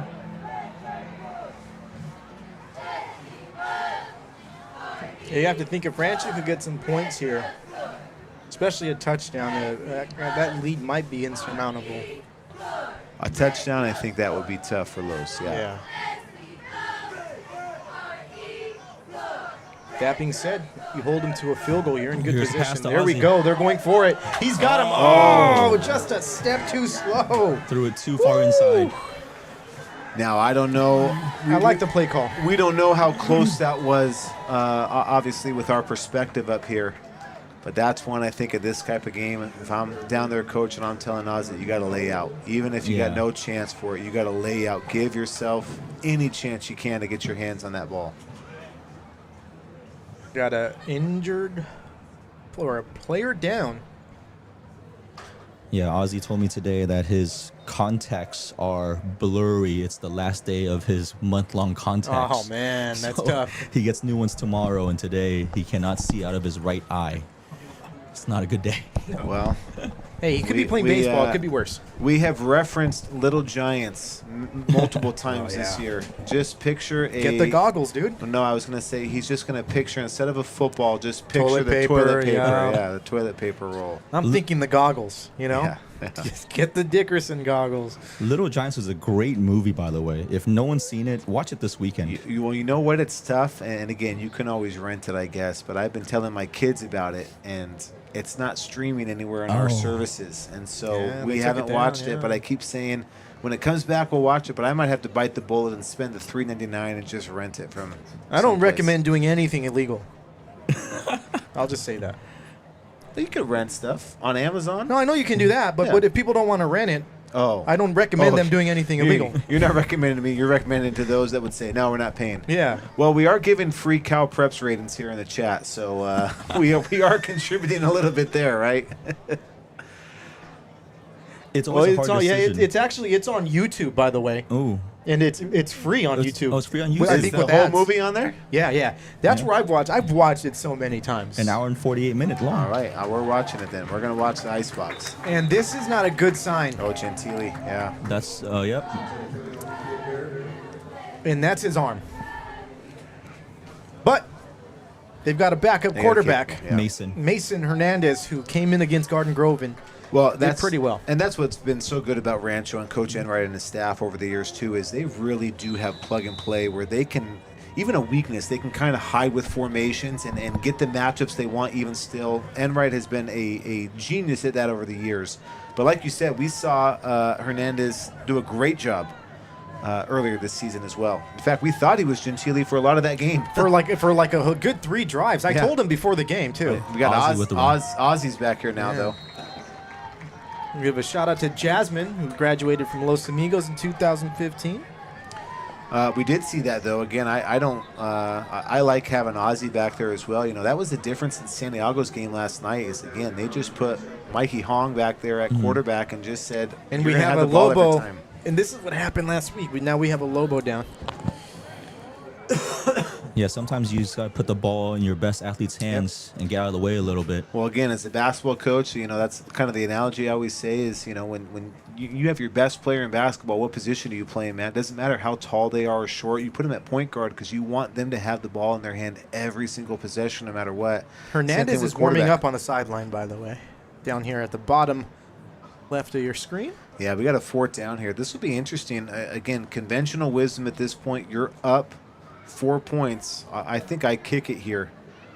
As always, though, it's always worth a time here off the injury timeout. Timeouts are at a premium. Maybe a hard count. Hard count, see if you can get that free 5 yards, and then it makes it an even more interesting decision. Yeah, Vinny, who is out right now, he's usually really good at doing the hard count to draw the offsides. Looks like the same elbow injury that he had. Yeah, I was going to say, I knew he had trouble gripping it, but it wasn't his wrist, it was his elbow. Yeah, it was his elbow.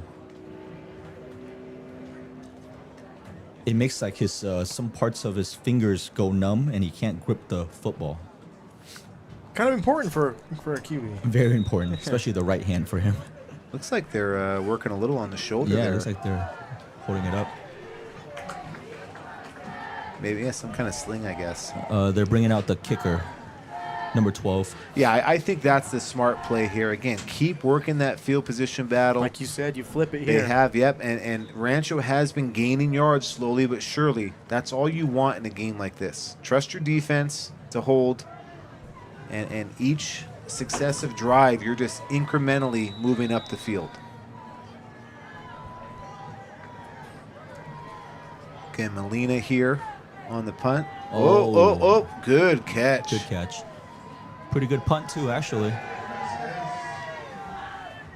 Now, again, those are the plays that I love to talk about all the time. Ramos has to be careful back here because he put a hit way away from the ball. Well, but these are the plays I love to talk about there. Even that play from Molina, just able to get that ball up, doesn't go back and able to kick it off. That's a great thing. But more to my point, I have spoken to Enright about this plenty of times. I still don't know why we're back 12, 15, 17 yards away with those long snappers. Just come up, be 7 yards off, just like you are in your PAT.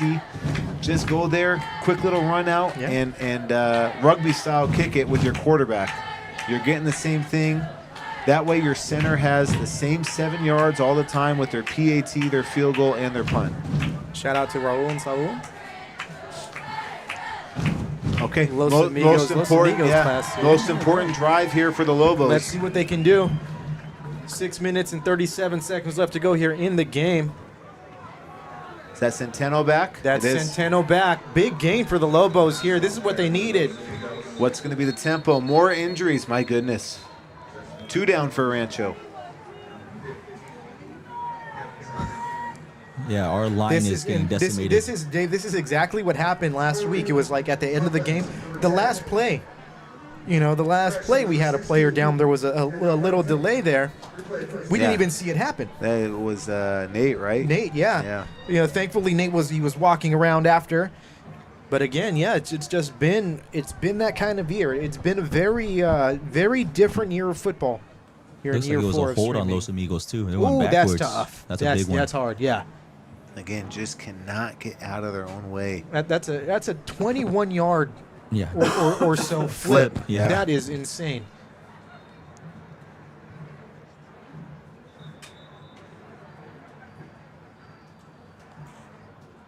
Now it's back to the field position game again.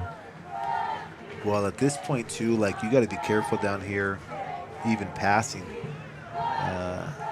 Because Yeah, again, a bad you're snap. backed up so much now too with that. But I forgot to go into the new year here. The current logos, where are they? No, I guess that one doesn't have, but you got the new Rancho over there.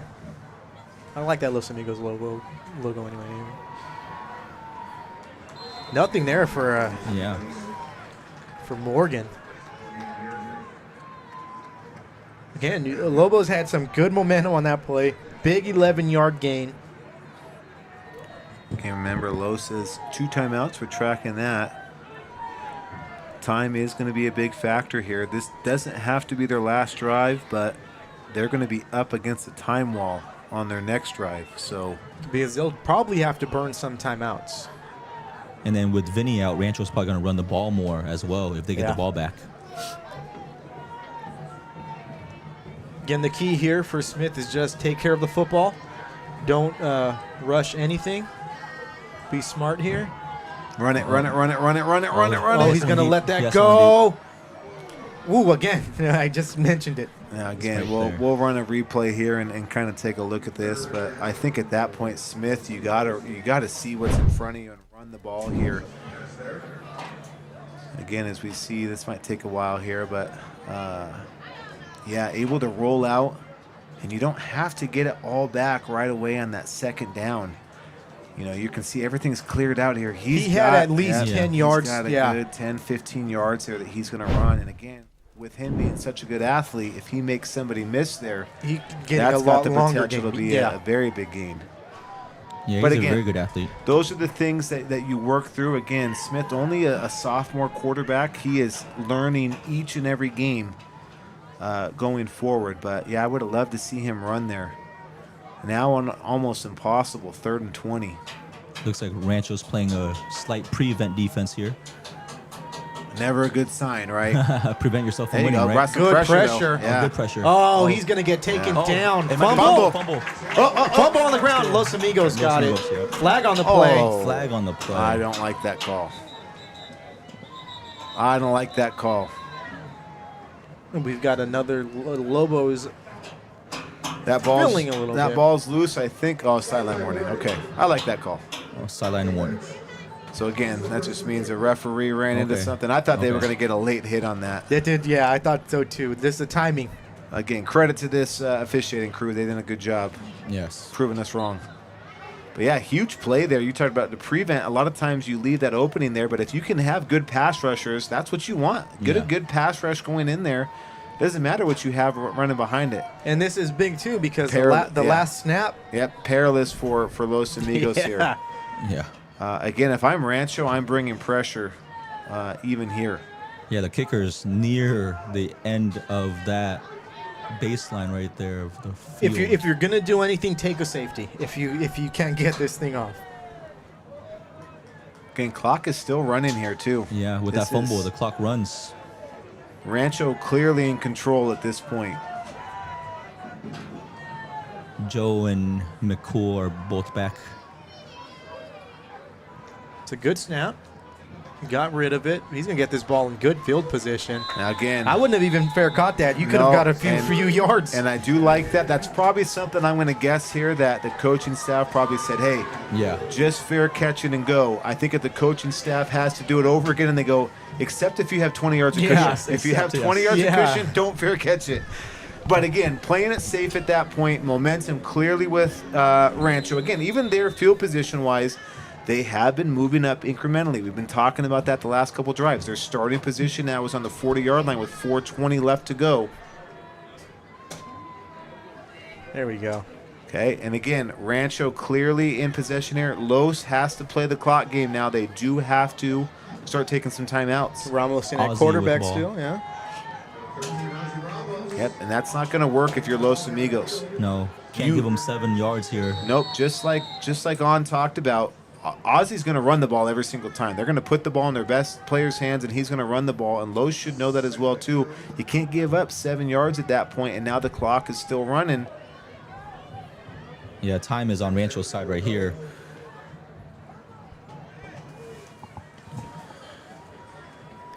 And clock's still running here. No You're Rancho. You just let that go. This is the only part now with Gentili being out is, again, you want to coach your quarterback up here to look at the back judge, and you're only snapping it when he raises his hand. That's telling you got 5 seconds left. You're seeing Ozzie doing that now. Good job by Ozzie. You're seeing Coach Enright holding his hand up. So, again, I love that. That's great coaching there. They're going to milk this clock for as much as they can. The back judge has his hand up, and they snap. One of the biggest things I've learned from Coach Enright in the last 16 years working with him is his game management of things is immaculate. Yep. Well, and that's over the long run, that gets you so many wins, because a game like this, you're not going to lose it at that point. So, again, no timeout here from Coach Mello. That kind of surprises me when we're having a third down here at this point, not taking that timeout. They do want to save it for offense. But, again, we're going to be, by the time this ball is snapped, we're going to be close to 2 minutes.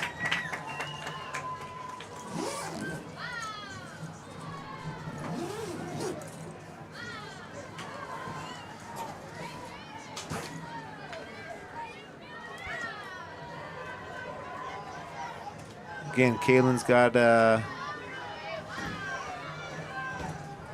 referee. Now the referee has his hand up. Rancho's going to snap. Ozzie's keeping it. First down. He's going to go. Broke a few tackles. He's going to go. That's a Just short. to the 3-yard line, 2-yard line. What a run by Ozzie. I think that's going to do it here for the Lobos. Yeah, that was a big one. Yeah, let's take a look here. Great tackle by the Lobo defender, just grabbing onto his hand and pulling him down by his hand. But that was number 14, Chance Hine. yeah, can't like that tackle, but Ozzie just taking over. Yeah, broke 2 tackles right two there. missed tackles Arguably there. Rancho's best player and coming out when he needs to. Yeah, just a good arm tackle there. But yeah, clock does stop. Run out of bounds at that point. He's in my physics class, so maybe that lesson on force did him good. Who knows? I love it. Now, again, if you're Rancho, you just want a touchdown here. You're not worried about time at this point. If you score a touchdown, it's a 2-score game, and Los does not have enough time, so no milking the clock. Just score. He's going That's to Jacob get Vasquez, in. yes. And that's a Touchdown. touchdown, Rancho. Yeah, Jacob Vasquez on the score. That should seal it. This should be a Rancho victory coming out here. And again, unfortunately, I think it played out like we talked about. Rancho was the healthier team here in the fourth quarter. Even though they were without their starting quarterback, they still were the healthier team. Great job here by Ramos, just getting in. I was on the sideline for 2 quarters, and there was no scores, and so I had to come up here, and we finally scored. I like how you wrote it out, too. You're like, Yes, I'm sir. not going back. I'm going to stay up here. Rancho with a 10-point lead, 11-point lead, 17 to 6 here, 2:09 left. Barring something crazy, Rancho will be snapping their 2-game losing streak, and the Lobos are. It's enough for me to go down. I'm going to take Coach on with me. There we go. We'll head down there for the victory parade for Rancho. Of course, tune in to you, guys. Instagram after the game for the post-game show. We're going to have the chaining of our impact player, our primetime performer of the night. Again, follow us at GGUSD Athletics. We're going to have a fun, grand old time down there, as we always do.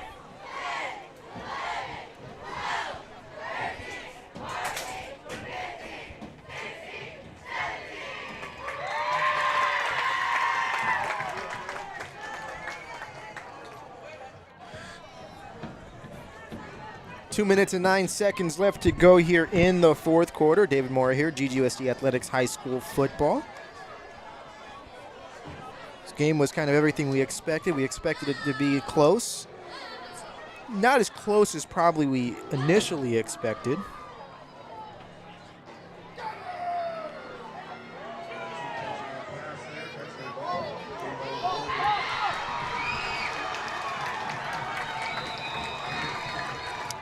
Lobos are going to get this ball at, it looks like, their own 31. Actually, Rancho's got the football. Wow. And that's it, folks. That is going to be it here. uncharacteristic of the Lobos. We've covered this game the last 2 years, and it's been pretty much a Lobos show. And tonight, Rancho just coming out, making the least amount of mistakes. Not mistake-free football, not a perfect game by any means, but my goodness, not expected here. It's just going to take a few kneel downs here. 1 minute and 59 seconds left to go.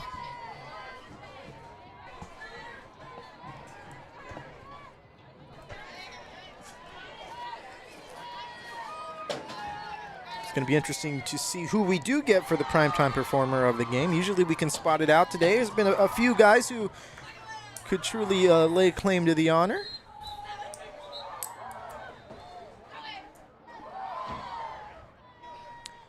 It's going to bring up second down. Again, clock running. 1 minute and 47 seconds left to go here for Los Amigos. You know, you got to shake it off. Your season is not over. You still have a chance to make the playoffs. Next week, Rancho is going to host Santa Ana Valley on Friday. Los Amigos will be taking on Estancia. They're going to be going to Estancia, looking to snap this 3-game losing streak. They haven't had one of these in a couple years. This is not something that any of these players are accustomed to for the Los Amigos Lobos.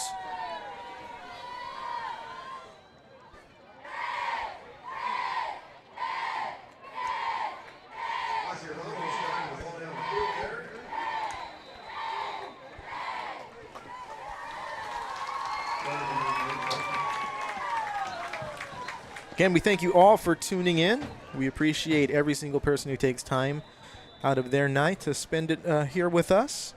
We do this for our community. We do this for the families, the students, the faculty, family, friends. Something I enjoy I look forward to every single week. Not a bad way to end my week every week. Again, stay tuned to see who we will be broadcasting next week. We've got some options coming up. Perhaps a Pacifica game, but we'll see.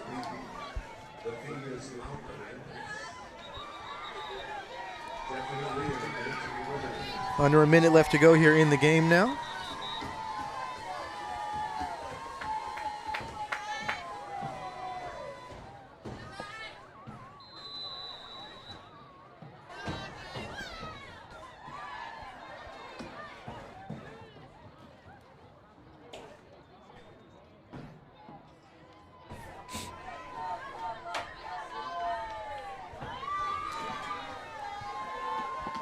Yeah, and just a few more plays will do it here from Bolsa Stadium.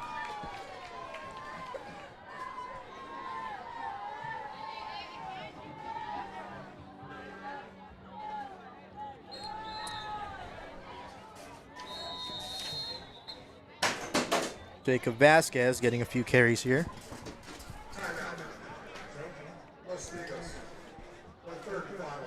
Los Amigos has taken their final timeout.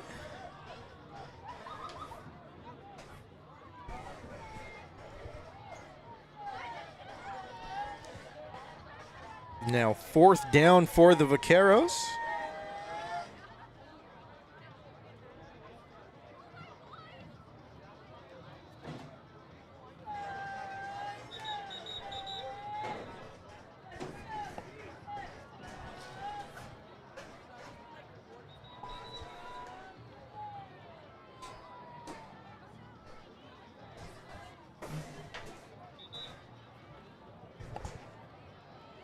There we go. 48 seconds left to go here. 4th down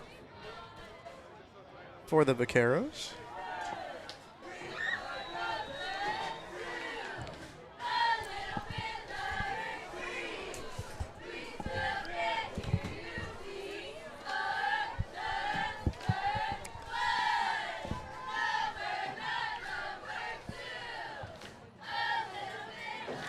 Vaqueros going for it there on 4th down.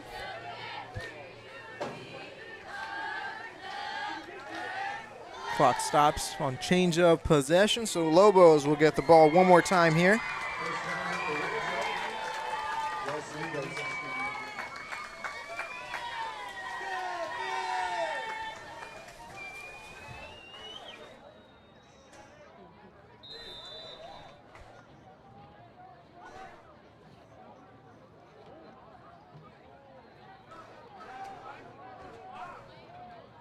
And it was good to cover both of these teams here. Not sure if we're going to cover them again, but always great to cover them. We covered Los Amigos for 3 games this season. Rancho, same thing.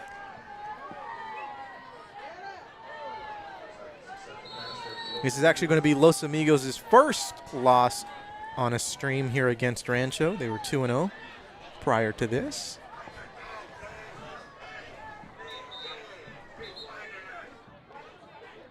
Coach Enright yelling at the clock guy to run the clock. No doubt ready to get this game over with. Smith dropping back. He's going to get sacked.